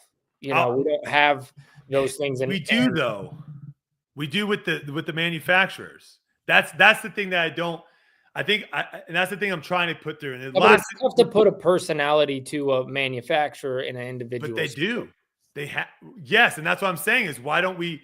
It seems like we have it all in line, but it's an individual sport, right? Like when I show up to any activity and someone's all dressed in Reebok, I don't look at them and be like, Reebok? Ugh. People do that in disc golf. You bust out. People do that in basketball and stuff, though. If you rolled up in some Reeboks and everybody's wearing Jordans and stuff like that, people would be like, "What are you wearing? Are those Sean Kemp's from 1990? What are those?" Not nearly as much, though. Not nearly as much. I It's know not you're an individual sport, you're the sneaker guy. I get it. Yeah, I'm a sneakerhead, so that hits me a little different for sure. And I know for a fact there are people that go crazy about that as well. Yeah. But I'm just saying, generally speaking, when it comes to like the sponsorship, what equipment you're using or what you're wearing in other sports, people don't really care all that often what others are doing. Mm-hmm. And in disc golf, there are people that are like, I will never throw Innova. There's a status to it, though. If someone's sponsored by Jordan Brand, that's a huge milestone, and there's so much that goes into that someone would be like, wow, they're sponsored by like. I'm talking more like casuals, though, is what I'm saying. Is like if I show up to a pickup basketball game, majority of people are not looking at what shoes people are wearing. Yeah. Sure. Yeah. In disc golf, if you show up to a local league or whatever and you bust out a disc, some people are like, you throw that? Mm-hmm. And that's what I'm saying. The brand loyalty in disc golf is there. You have people that literally are like, I will never throw that company's disc. I only throw this. And I'm saying that doesn't exist in a lot of people in other sports, they buy what's the cheapest or they buy something that's on sale. Mm-hmm. There obviously is brand loyalty for some, but I'm just saying in disc golf, it has it like I haven't seen I've played a lot of other sports. It's crazy in disc golf. And I don't understand why You're still talking about a small market in disc golf, though, too. That's the diehards. That's probably like 30% of the sport now. Majority of disc golfers are probably going to Dick's or Holden's Party Store and picking up a disc that just looks cool or feels good to them. Until they go to their leagues and people are saying, why are you throwing that crap? Don't throw that, throw this. Yeah, that's the progression of anything. If you're into music, if you're into not in basketball though. When I was playing pickup basketball, no one ever was like, why are you wearing those Nikes? You got to come over here and wear these Adidas, bro. I was playing a pickup game recently, and somebody noticed my Steph's on, and they were like, "Man, those are." Come on, that does say something. If you roll up in a nice pair of Jordan 1s or something, or you have a broken jump shot. Yeah, around because they're not really made for basketball. Yeah. All I'm saying is like the brand loyalty that exists, because obviously it does exist. So there's something. There's something there. Hold on, that's a problem in America, though. Like, people I play PlayStation and people make fun of me for that because they play Xbox. Yeah. iPhone versus Samsung. That's just marketing and branding. It's just competition. And what the but then why don't we play into that? That's where I think we're all saying it's a good idea, and let's do it. Yeah. Let's do it. All right, sweet. I'm on board. Hey, how do we do this? All you have to do is get like every manufacturer to throw in like $50K to a tournament, and winner takes all. And you take your best 3 players and you do a format where it's like best shot. Then you do a format where it's alt shot. And then you do a singles format. And then you like come up with points and all that stuff. And whoever wins at the end wins. Whoever wins the individual wins. Like just do one and let's just see it. Let's just see what happens. I think people will love it. Yeah, we could do that. Just get everyone on board for $50K. Spend that money elsewhere, but on something different. But yeah. Okay. So next question I have. This kind of goes back to like the signing of players and stuff. Sure. Is there a certain like totem pole of like importance? Like was AB at the top of the list of like, hey, we're not even listening to Ezra Robinson. We're not even worried about Brody. We're not even worried about all these people. Let's get this AB thing done. And then from there, we can see how much cash we have left. And then we can. Is there something like that of where there is a totem pole of importance? No, I think the only time that would come into play for us is if you had 2 players that were similar. Like if we were going to get Gannon or AB and there was 2 players potentially, you might say AB is a better fit for us. Let's try to get him, but Gannon would be great to work with, and I'm not saying that's the case, but just in general, that's how I would look at that as where they stack up in the team. Are they a marketing asset? Are they a player, playing asset? There is different levels to it. Also, you don't want to get a player that overlaps too hard because then you start getting the diminishing ROI. But we have a very diverse team. I mean, Dickerson's got his, different country vibe to him. AB's doing his thing. Ezra Robinson's like the young blood coming up. Let's talk about Ezra. What gap did he fill that was kind of missing, I guess? He's pushing the top. He's going to push the top guys and try to take their spots. And he's going to want to become the face of Discraft, I believe. He's got the skill set to do it. He's got an awesome personality. There's a lot of flair to him. He was the first player that I wanted to go after this offseason. He was, the Climo thing was working in the background. I don't see that as him coming to Discraft or anything. But, correct. The Ezra Robinson thing that's the player that seems like a really good fit for Discraft and the vibe that we have going on with the team. He'll work well with Ezra Aderhold. I already see like a spark going with them. There's a lot of opportunities for cross promotion. He was just the one we wanted to go after. And I'll be honest, we didn't go after Isaac. We didn't even talk to Isaac. What's the thought process behind that? He just didn't feel like a good fit for our brand, and we felt he could have done better somewhere else. Ezra's just got this little like flair to him and this pizzazz to him, and we felt like we could really market that. And you saw the Peach Pirate logo that came out. I mean, that kind of he's got this secret persona where he's kind of like this mythical pirate, character from what's that? Pirates of the Caribbean. So, that's fun. It's exciting. There's a little more excitement to him. So we had a few weeks ago, we had Will Schustrick come on. We talked about him a little bit with Prodigy. Sure.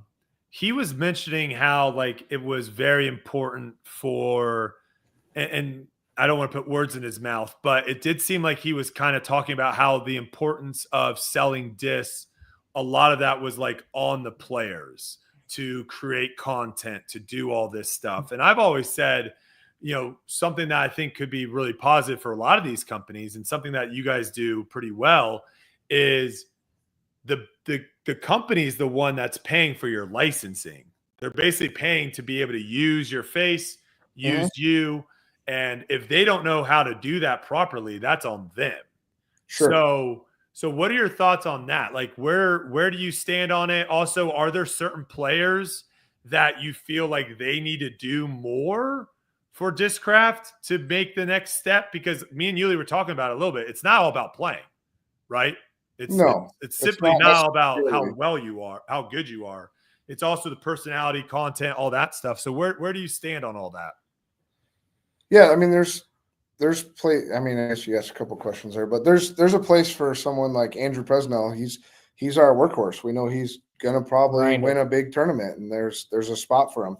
Is he selling discs like you, Brody? Where you're out there and you're talking about stuff and putting yourself out there? No, I mean he's not, but he also grinds and wins tournaments, and there's a huge value to that. So, you just give him a contract that fits accordingly and what you'll get back out of that. And if players don't like what you offer them, they can go somewhere else. So it's not like we're like forced to pay these players this money. So everybody gets a different deal depending on what they bring to the table with Discraft. So I don't know if all companies do that. I've heard of some companies getting like everyone on this team gets this amount a month and that's it. I don't think that works necessarily. You have to treat everything individually. But what was the other part to that question then? What's the importance on social media and them doing their own thing compared to you guys doing everything? Will was kind of pushing like people should be doing like what I'm doing, right? And I kind of pushed back by saying, no, there's a lot of people that like suck on camera. There's a lot of people that would be terrible on a podcast. There's a lot of people that they're really good at disc golf. That's what they should kind of lean into. Absolutely. Because we are living in a kind of a weird world right now, right? Where when I first came on, very few people had YouTube channels. Very few people were posting Instagram content, not just a picture of, hey, this disc is coming out. And now we look at it, almost every pro's got a YouTube channel, tons of Instagram posts. Like the content has shifted the game completely, which is a good thing. More stuff out there for sure. Yeah. But where are your thoughts on that? If a new player came up, are you telling them like, hey, you need to make a YouTube channel, you need to be making content, or are you more saying, hey, just keep getting really good at disc golf? No, we interview the player and we see what their strengths and weaknesses are, and we carve out a path of where we think the most growth for them would be on the company and where they can make the most money, honestly. So there's some players where I would say they probably don't need a YouTube channel. They need to try to get on Brody's YouTube channel or get on Ezra's YouTube channel. And that's, a fun aspect to seeing what someone could do. Because, Luke Taylor's an up and coming pro that probably will be one of the best disc golfers in the future. Very good. And he's just learning all these things and learning who himself is. So someone like him, the recommendation is try to link up with Brody and do a comparison video or a practice round. Get your personality out there a little bit and, see how comfortable you are and if it's natural for you or not. But there's no expectation of like, Presnell, you better start doing all these videos or else we're cutting you and we're not getting our ROI. Yeah. But we didn't pick up Presnell to be that player. I mean, there's also basic things that just are obvious that you need to do. Like you have a promotional video that we make, like you should probably share that thing and put the effort that like clicking a couple buttons really isn't that much effort. And I think that's just like, the basic stuff that you should do, like keep your social media stuff up so that you're updating your fans on how you're doing, what you're doing, your placing in the tournaments. And those are things that we do expect that I feel like for all of our players to do. But as far as going above and beyond having a podcast and having a YouTube channel, trying to make content and stuff that way. Yeah, I agree with you because we don't have, if you're not on league card, you're pretty much not talked about. It's just it's the way it is. So you do need to start making posts out there to let people know how your tournaments are and hopefully get people engaged. But I don't know. I wouldn't really say that I have a good personality. I think the reason why I'm successful on social media is because I don't care what other people say. Yeah. So I don't think it necessarily I mean, obviously personality, sure, whatever. But I think with other people, that's a hard thing to learn. And so that's why I never really advise people to go in the social media world unless you're going into it because you have a passion and you have something that you want to say and you don't care what others say. Because there's no spot on social media anymore that you can just have a nice spot where everyone's going to give you flowers and say you're awesome, no matter what you do. And so some people can handle that and some people can't. And so I think the one thing that I'm really pushing for is we need more people watching disc golf professional, because when more people watch, because right now, let's be honest, a lot of people are pissed off at me. I come into the sport, you guys give me a really nice contract, and they're saying, I've been playing disc golf for 10 years. What the heck? And here's the thing. The amount of money I made should have been pennies compared to what everyone else was making. But the problem in disc golf right now is no one watches the pros. So winning a tournament, I can make more money going out and filming a YouTube video than winning a disc golf pro tour tournament. And so the only way of that changing is more people have to watch the pros. Yeah. And then that way the emphasis would be more on playing. And then all the other stuff is if you get a Simon Lizotte that's really good and has great content, that's a bonus. Yeah. Yeah, you're a little bit of an outlier, though. You had celebrity status coming into the sport. I mean, people knew you from Ultimate, and you did a lot of commercials. I mean, trick shots, things like that. You were really big on YouTube. So you had a little bit of an upper hand. I would say there's a happy medium there where I think players should dabble in those things to see if they have what it takes, because I'm sure you didn't just start out being like, yes, I'm a social media guy and I'm really good at this. It built up over time and you had confidence and you learned what worked and didn't. And if I would have sucked, if I never would have played well, it would have faded real quick. Yeah, exactly. So, yeah, I think I always kind of describe you as like the squeaky clean villain. For some reason, people villainize you, but you're actually really nice. You don't cuss at people. I've never heard you say a swear word in my life. You're very polite to people when it comes to like. Well, we don't need we can. We don't. You don't want people to know that about me. No, I'm just saying we don't need to talk about it. My point is just being like, I think right now where disc golf is right now, it is backwards, because there are people like Luke Taylor, for example. Luke Taylor should be making a crap ton of money.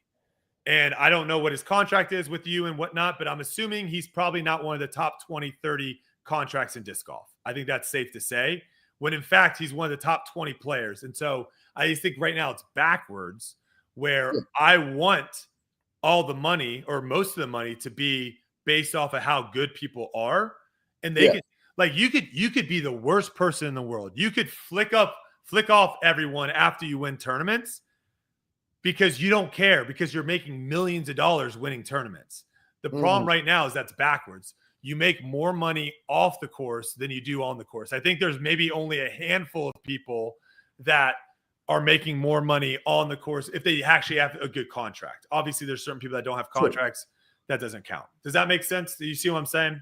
I understand what you're saying. I don't agree, because I've been a lifelong disc golfer and I love the sport. I love the grassroots vibe to disc golf. I don't think we have to be the NFL. I don't think we have to be, PGA or anything like that. Sure, if we're comparing ourselves to, an NFL team or, Callaway or Titleist or something, sure, I could see those theories. But the manufacturers are funding the sport to keep events going and keep production happening. And well, it's not you guys are paying way too much, first off.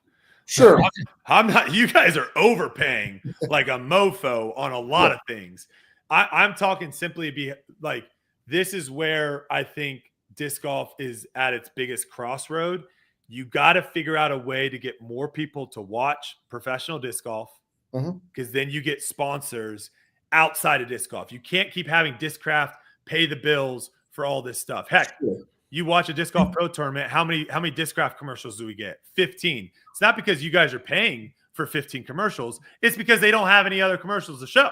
Right. Yeah. Sometimes that's almost, we don't want them to play that many. No, it's you're seeing the same person. Heck, everyone knew it was a nuke during that one year with Yuli. I mean, he said it 1,000 times during the season. He did too, yeah. I'm going with the nuke. I'm fine with it. Say that over and over and over. Yeah. Yeah. The thing that's interesting, Brody, is it sounds like do you have the analytics for the Pro Tour, like the amount of views and subscribers and things like that? I did a few years ago. I don't recently, but it doesn't take a rocket scientist to go on YouTube and see how many people are watching when it's free on YouTube. And then also, I do think they have posted sometimes. The numbers aren't good, Bob. They're not good. Yeah. And this is the problem, is like, I might be anti-paywall. I might be anti-paywall. I think paywall might be short-term. I think anti-paywall is long-term. Right. I don't know. Maybe not. And the question, too, is like, I guess goes back to the team thing. Like, do we even have a product? We do have anti-paywall. It's called Joe Miss. Yeah. I think they get better views. and you still get the diehards who have. But where's that money going? That's not going to the tournaments and the league. Yeah. I mean, no one's making money running tournaments. I'll just be honest with you. No, I know, and that's bad too. Lidstone's, moving tons of stuff, and it goes back into the sport. But I think the thing it's hard, because where I'm coming from, there was no coverage of tournaments. So when I get to watch a tournament every Saturday and Sunday, I love it. So I understand that the narratives, like, things are negative and things are down. I mean, they're as good as they've ever been. 15 Not years necessarily down. It's just, are there things that could be done differently to get better? Put emphasis on getting more people to watch disc golf? Yes. Because there gets to a time, like I'm with Bob. Like, from when I started, there was no camera. You get on coverage twice a year. Nothing. And then you know what I mean? There was like VSH tapes that you would like. What was it? Well, I mean, even like MV or what was Steve his Dodge's, name? Well, like whatever it was, like that's all you could watch. And so for me to now see it, now I'm a commentator to where hundreds of thousands of people listen to me talk about the sport. Like, it's come to a spot that I never thought it could be. But I also have kind of an entrepreneur mindset to where I agree with you, Brody. Once you get to a spot, you have to take the next step to keep growing. You can't just be like, oh no, this is as good as it's ever been. We're fine. Yeah. You know what I mean? That should never be the thought process. And it does feel like sometimes we stall out over the last couple of years, and it hasn't gotten bigger and bigger and bigger. And to me, that's when I do believe, like, yes, something needs to be done. There needs to be a next step to keep the growth going. we've done so well to get here. There's no reason to be like, all right, comfortable spot. Yeah, and so my question right now, okay, this is ultimately my question.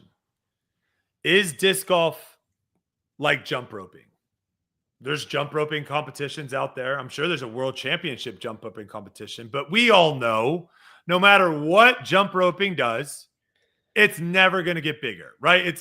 It's not going to get this. It's not going to have it's jump roping. Are we jump roping? No. Or are we bowling? Right now we're bowling, but I have dreams. Bowling's much bigger though than us. Is what I'm saying is like, yeah, bowling, we're trending towards bowling, right? So you think right now there are issues at play that aren't allowing disc golf to get more views.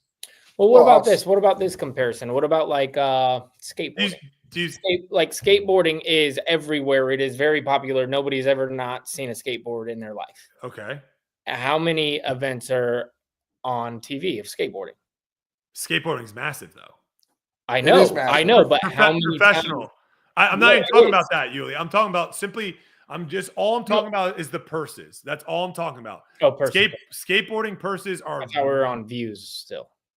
Views and purses, like they go hand in hand. The more money a purse is, it's based simply off of how many eyeballs are watching it. Right, but what I'm saying is, do you think that more people have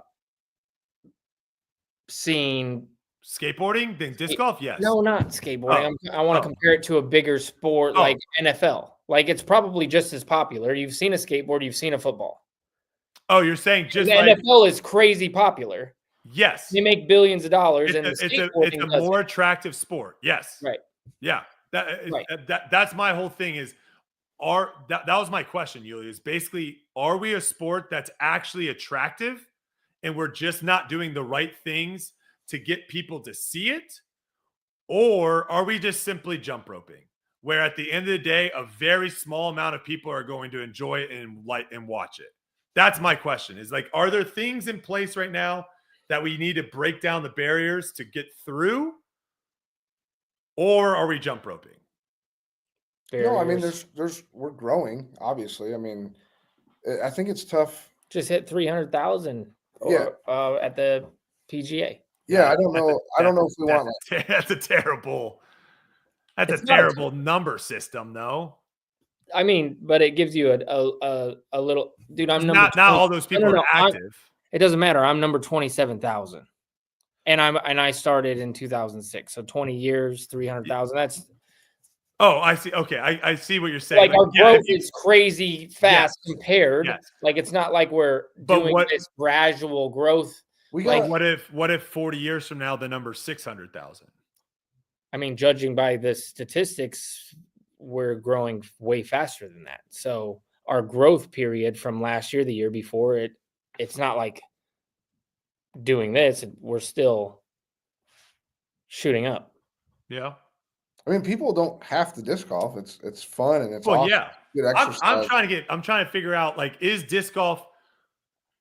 My only question was, like, is disc golf is there something that's untapped potential in disc golf that we're not capitalizing on? Or do we just, because like if I went into jump roping right now, I wouldn't be having a conversation like, guys, we got to get jump roping more entertaining. We got to get more people out there watching jump. Yeah. I know where we're at. There's only so much you can do. You see what I'm saying? And my question is that disc golf? It's an Olympic sport. I mean, are we only?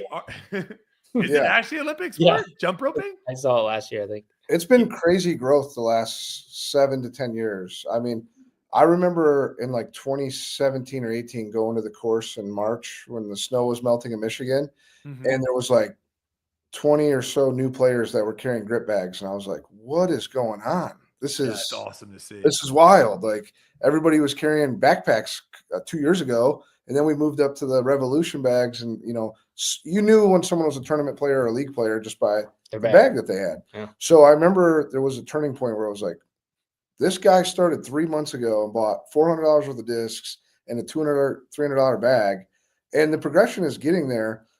I think what happened was we got COVID. Everybody was expecting this crazy thing to keep happening, but a lot of that was from boredom or people not going to the office, their kids not being able to go to Little school, little extra money. So yeah, we can't base it all on that. Things are still way bigger than 2019. So we are trending in a good direction. I don't like that the narrative is like pros aren't worth much, the pro tour's shrinking. It's like, yeah, to the craziest boom that anyone has ever seen in outdoor sports. It's still growing, but it's not it hasn't dropped below what it was before COVID. Well, it's probably like this, Brody. And then COVID, and now it's like here, which is still really awesome. Still really good. Yeah, I guess ultimately a better question of mine is, do we view disc golf, maybe jump roping wasn't the right word or right sport. It's more like, do we view it as, let's say, cornhole?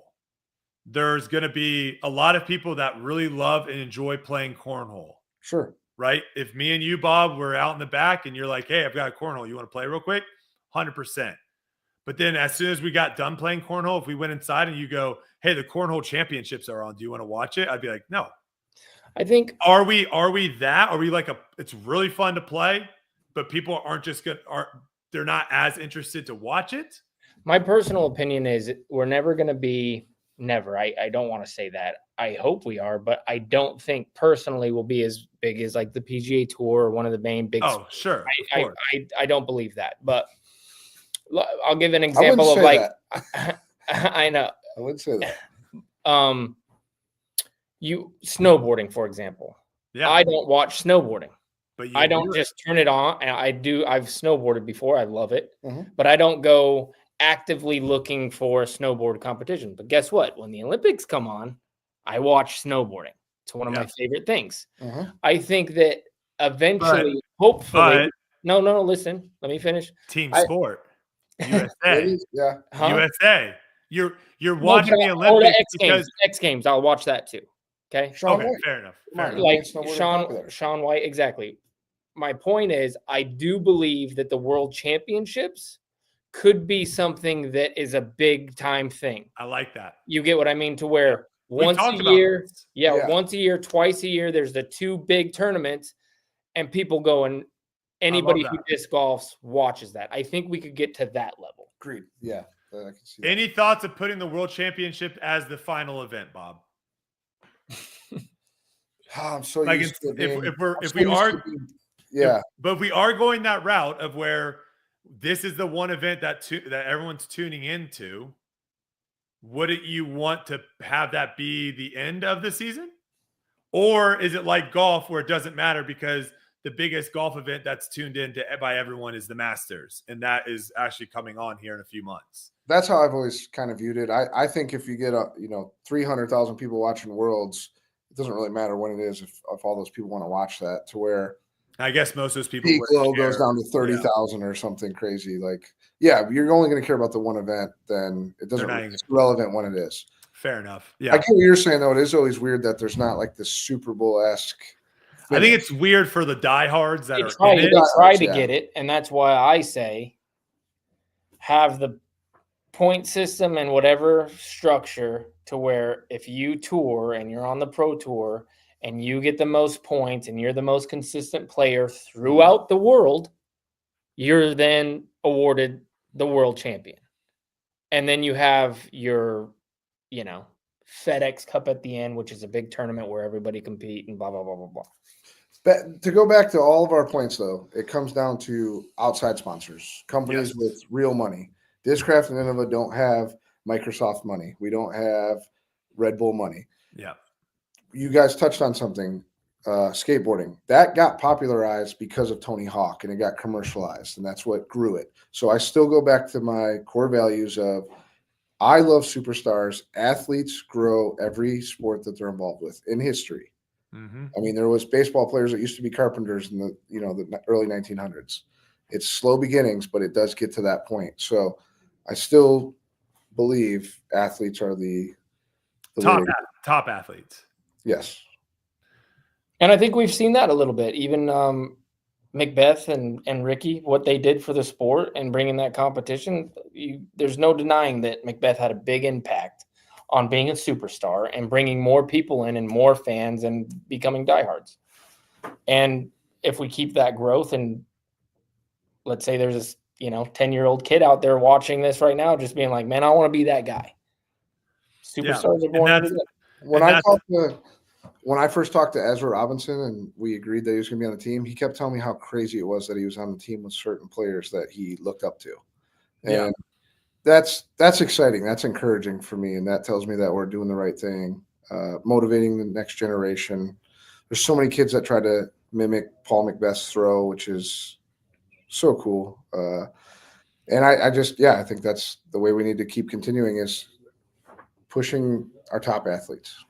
Yeah, and that's the other thing too of getting people is why I think there, it might be better to have a little bit more coverage if possible.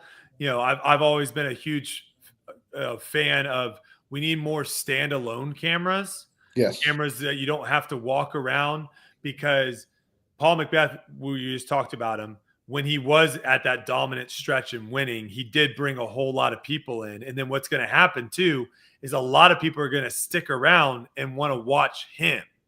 Right? Same thing with me watching Tiger. It didn't matter if Tiger was 2 over par and fighting to be in the cut. We all watched. He still was on feature. He was still on like the featured broadcast that you could watch just him. And so that's one thing where I think could be definitely useful. There are certain players where, let's just be honest, they're not interesting to watch. They don't have big fan bases. So when they're winning tournaments or whatever, people aren't really excited to tune in. But if there was a way to see more shots of the big name guys, regardless of whether they're in first, second, third, or fourth, I think that would help. I think that would help a lot. And I don't know why they don't do it. I don't know why they don't have a camera sitting out on a couple holes and filming some of the biggest name players coming through in the morning. And now you have all that footage that you can play throughout the round. Like, Jomez is after the tournament is already over and people are tuning and watching that. Why aren't you're going to tell me people aren't going to want to watch what happened earlier in the day? It's crazy. It doesn't make any sense. Yeah. Otherwise, we get all these drone shots during coverage of you can't see anything. And and they're cutting to, the people in the booth talking and we're not seeing shots. Mm-hmm. It doesn't to me, I think there needs to be a massive overhaul of how the coverage works. I think there needs to be a massive overhaul of the paywall system and all of that, because at the end of the day, hand up, I know more than anyone, people pay, outside sponsors pay for eyeballs.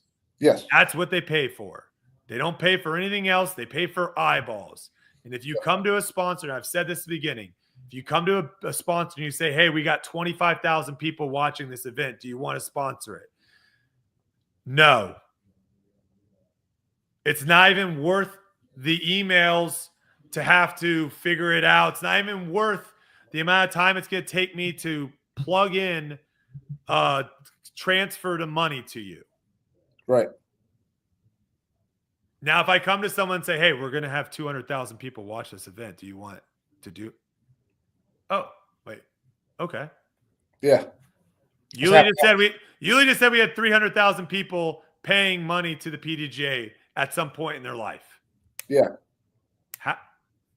So that's where it's just, you got to find ways to get people to watch. And people are only going to, is anyone else overwhelmed with the amount of streaming platforms that there are now?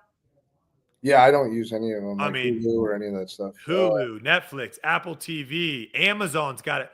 There's so much content out there. Right. Why are people going to watch disc golf? We got to answer that question. Why? Sure. And I don't know if that's not a Discraft question. That's just more of a big picture thing, right? Yeah, I think the Pro Tour is going through some growing pains and but I also think like turning our back on the Pro Tour isn't going to help grow the sport either. We need to offer constructive criticism and help, and we should reward and support things when someone's, a company's doing something that we enjoy or we like, to keep pushing that narrative. Though that's what we want. Consumers have value with spending in every aspect of life. So, even with us, if they stopped wanting to buy player discs and didn't want to support what we were doing, we'd change our business plan. We'd have to. Yeah. But if you support Discraft and know that X amount of money of the disc you buy is probably going right back into the sport, it makes you more excited to be a part of that. And it's the same thing with Pro Tour. If we're willing to pay more for subscriptions or help out and the grassroots side of things, because they're not going to be the NFL overnight. No. We've made such leaps and bounds, but I think sometimes the expectations way too unrealistic for where the growth can be. And then we kind of like turn on ourselves and start this infighting and being annoyed with each other. And it's like, Well, of course we want it. Yeah, that's sports, but we're still small enough to where we should sit back once in a while and be thankful for how good things really are. And that's hard to do sometimes. I get that. Yeah.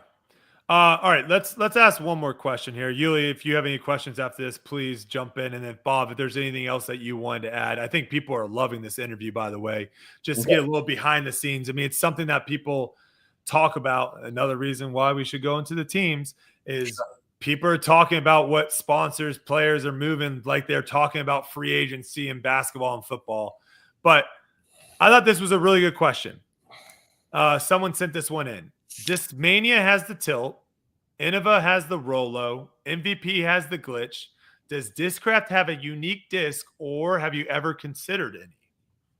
I mean, the zone was unique until everybody copied it. And that's no shade to anyone. That happens. It's 100% true, though. Being on tour, there's so many times people come up. I mean, I think mostly everyone has something now. Yeah. But when I was first on tour, it was so funny. So many people would come up, and that would be the first thing they say. Yeah. Dude, I wish I had a zone. Yeah, for sure. Yeah. The zone Zone OS is very unique. The Rattler, the Tattar. I mean, we have molds that are discontinued that are more unique than anything's out there. The Banger GT is probably one of the most unique discs out there. That's really a popular seller. I don't think people would realize how many of those we actually sell. Did you honestly think I was going to throw the Rattler? Did I? I thought you would like the Tattar more. Okay. More. But no, the Rattler. So many people thought I was going to throw the Rattler. They're like, you're going to love the Rattler. There's a cult following for it, for sure. There's definitely a cult following for it. But yeah, I mean, a truly unique disc only lasts for so long. I think there's companies that have copied the Berg at this point. You got to keep reinvigorating the market and changing things and reinventing the wheel. We have, I mean, the Buzzsaw was really unique and exciting. Full foil was something that no one does, where we have, the full foil baked into the disc. And I think Gateway did start some sort of full foil process that was really cool. So I don't want to take credit from them.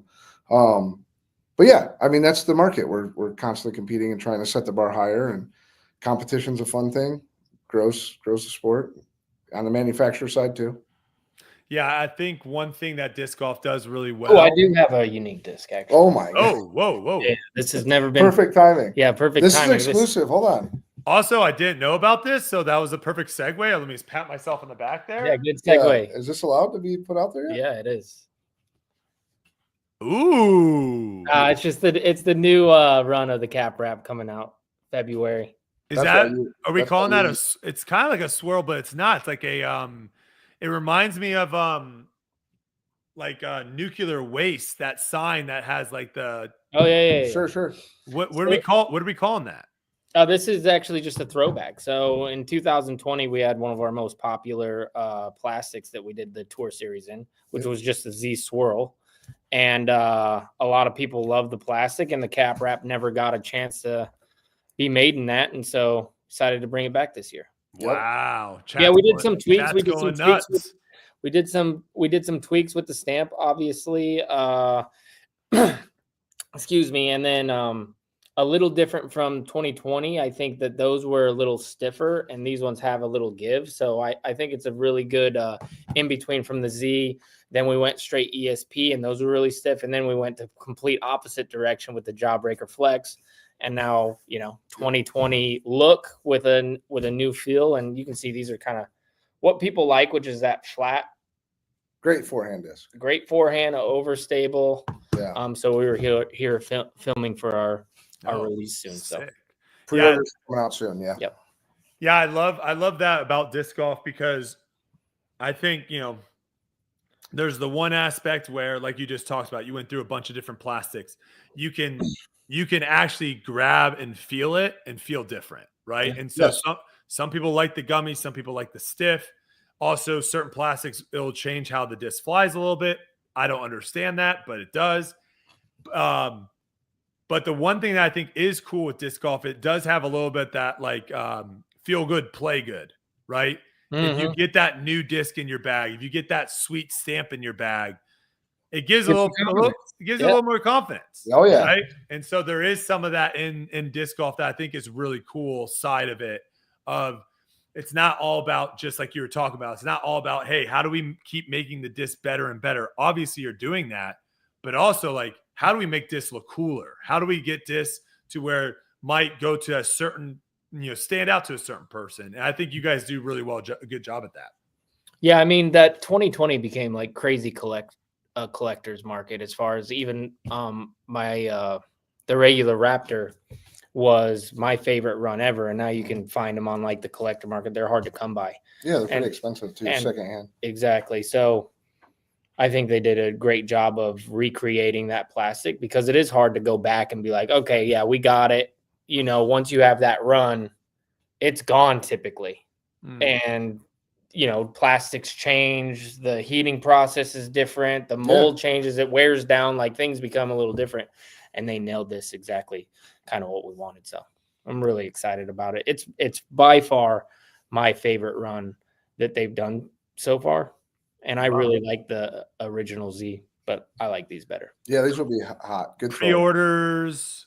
When date yet or no? Mid-February, the pre-orders are going to go out to retailers, and then they'll be able to, because it's a once-a-year release, so we try to see what the demand is and try to meet as much of the demand as we can, and then they go out and disperse. So yeah, it'll be mid-February. They'll be on pre-order, and then they'll probably ship a couple weeks after that to retailers. Yeah, we'll have some announcement videos that we filmed this week and stuff. That's the reason that I'm out here. So yep, love it. Yeah. Do you guys have anything else? I don't. I'm good. Was there anything else, Yuli? For me, or? Oh, I do have a nice question for you that I'm fascinated with. So hit him with it. Bob's story is he started in the back stamping, right? And fulfilling orders. Yep. How does somebody go from that to then great question. Being the manager of where you are, and not only like making Discraft bigger, the team better, but like pushing the sport in the direction that you've pushed it, because your fingerprints are now all over disc golf in the decision-making process that you've done, and coming from a shipper straight up to a company. Like, did you always have that entrepreneur kind of mindset, or did it just come over time of learning and different things like that? I was 23. I was a sales manager driving a brand new Escalade, chasing money, working for a large electronics store. Was really worried about deadlines and numbers and the sales side of things. And really, I guess a little backstory. My mom had me when she was 15. So I always valued hard work and knew that I was, going to be in a hole if I didn't do anything, and I would be able to, grow and become better if I put everything I had into any job I had. So I chased money first in my life to try to, create opportunities for my family. And the collapse during like the 07, 08 market, everything just went in the toilet. So I was at Jim Kenner's private course. He had a really nice 40-acre private course, and he said he needed a shipper. So I said, I'm not going to chase money this time in my life, because I see how easy that can be taken away from you and how unvaluable money actually really is at the end of the day. So I started at Discraft, and I loved disc golf. I mean, my dad ran a league forever. We built a little tiny 9-hole course on my parents' property, their farm. My brother plays, my sister, everybody, all my friends. So it was a dream to be able to work somewhere, but then the reality of the business side came in, and I was making $11 an hour driving an Escalade. So I didn't really prove my worth, and I think it was just a passion for me. I loved disc golf and just kept helping and moving my way up, and was willing to do whatever it took to help grow the business. And I think I'm a little more aggressive. Jim and Mike are very kind and passive people. They would never talk about their product in a positive way. Honestly, they're very passive. So it was nice having someone like me that loved what we were putting out and was able to speak about it and feel good about it. Well, Worked my way up. Yeah. We try to be pretty unbiased here, right? Obviously, me and Yuli both Discraft sponsored players. We try to be pretty unbiased. We bring other players that are sponsored by other companies on. We bring, other people that are involved with other companies. This is our first time actually bringing anyone that has worked with Discraft, and probably one of the people that is probably making as many moves as we've seen. And I gotta just tell you, like, there is a reason why Discraft is becoming the standard in disc golf. Whether you want to admit it or not, there is. Many pros, like Yuli has mentioned, would rather play on Discraft at a fraction of the sponsorship they have with their others. They might tell you otherwise, but that just factually isn't true. They are the ones that are definitely pushing the sport in a very positive direction. And we have seen other companies do the same. Heck, Bob, how many teams do how many manufacturers are making player jerseys? You remember when we first started talking about that? Yeah. No one was doing jerseys. No, not at all. Everyone. You remember Yuli, when we first had this podcast, and I was telling people, like, why are we wearing polos, guys? We're not golfing. We're not golfing. What are we doing? Everyone's like, Brody, you're an idiot. This is crazy. What's going on now? Everyone's wearing jerseys. Yes. And that really started with Discraft, really. I mean, I'm sure there was other companies, but you guys really were the ones that made it popular. Now everyone's got jerseys, multiple jerseys, all this stuff. Yeah. So we're seeing other companies looking at what Discraft is doing and following suit. Obviously, other companies are doing great moves as well. Yeah. But I do just want to say some nice words, because again, I try to stay as unbiased as possible on the pod. Sure. The way Discraft treats their players is unmatched. Now, I don't have a crazy track record with other teams because ultimately Discraft really hasn't allowed me to have in a way of where it's like there's no reason for me to try to go out and see what else is happening out there. Sure. And so that I just big props on you guys, the way that you handle the team, handle your players. It's bar none. It really is. So I don't know, just a big thanks, I guess, first off, to coming on here too. We asked you some tough questions. Sure. You definitely could have kind of BS some of the answers and not answered them. I think you did a great job kind of giving the answers to the people. Hopefully everyone listening enjoyed it. And we'll have to bring you back on again. Maybe you guys will make another crazy move that no one sees coming. And we'll have to bring you on once again. But do you have anything for the people, I guess? Anything that you want to let people know about Discraft or yourself before you head out? No, I guess just appreciate everybody that's supporting us and what we're doing, and just know that we're working really hard, and we have a ton of fun with, where the market is and what disc golf is, and we're going to keep elevating things. And the more you support us, the more we're going to put back into the sport. I guess one thing I would say is, Jim Kenner started this company in 1979 out of his trunk, and we've ran as a debt-free company since then. So we've been able to make smart moves and reinvest in ourselves. And I think Kenner, he loves disc golf still, and he's in his 70s, and he's very involved with players, and he watches disc golf. He watches podcasts.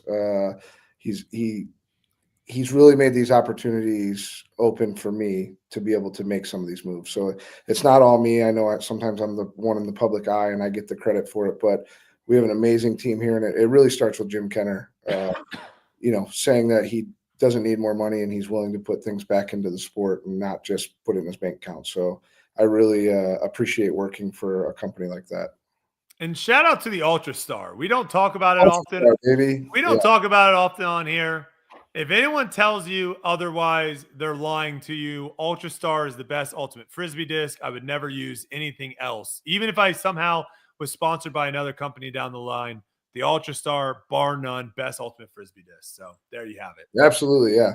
All right, Bob. Well, we appreciate it. Thank you so much. Yuli, you want to stick around for a little bit? We have a few more things to talk about. See you, Bob. Thank you, Bob. Yeah, take it easy, bro. That was a fun one, Yules. Man, that guy's the worst, ain't he? That was a fun one. All right, we have a few more things to talk about, and then we'll get out of here. So, first one, did you see the Kristin Tattar ad? Yes, Nike. Pretty dope. It was cool.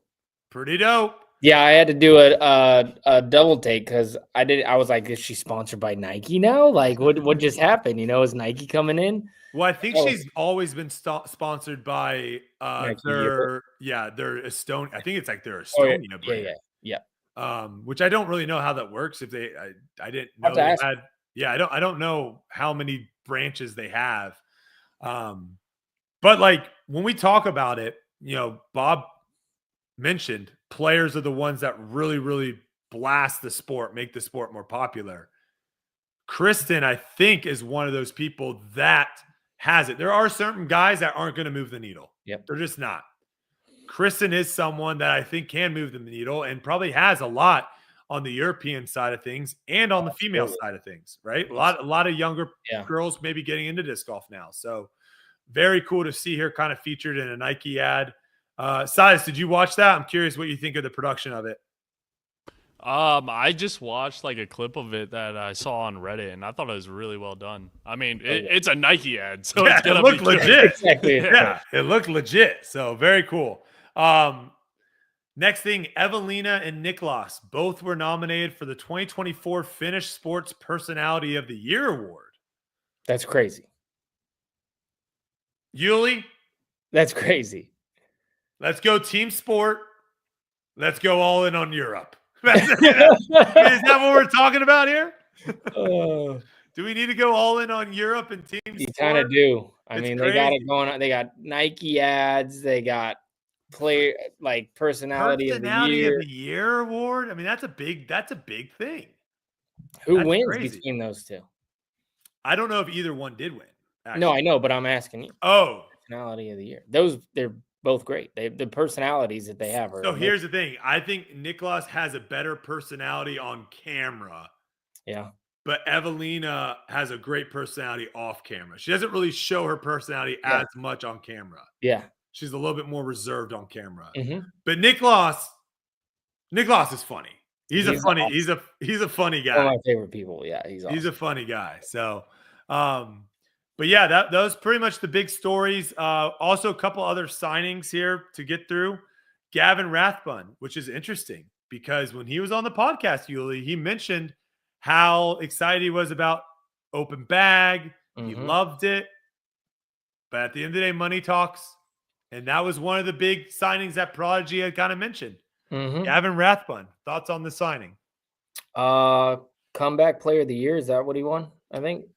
If not, he should have. Yeah. Great sign. Absolutely a great sign. I mean, the potential with that kid, we saw it last year. He's on the verge of winning a lot of tournaments. He's one of those guys who does have a great personality, plays well on camera. Game looks really good on camera. I like it. Yeah, great investment. Yeah, he's someone that I'm thinking probably isn't the most expensive person to go out and get, but has a huge upside. Big upside, yep. Huge upside. Mm-hmm. So very interested to kind of see what happens with that. Last movement that I have here, Casey White resigns a 2-year deal with Discmania. There was some question marks on whether or not he was going to stay. Yeah. He's staying.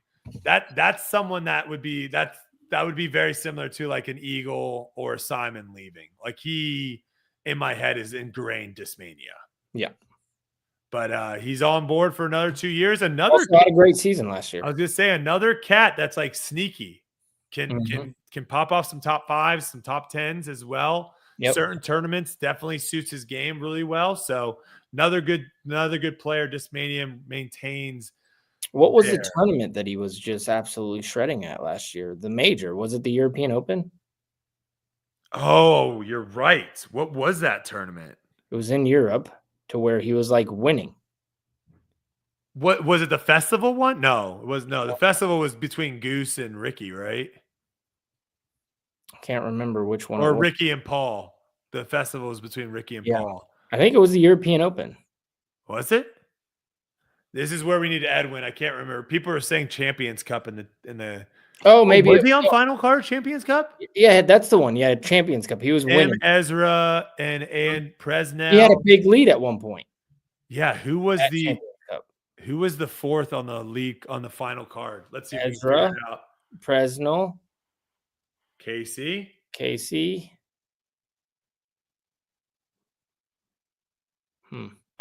Corey Ellis came in my head, but that's not right. Who was the fourth there?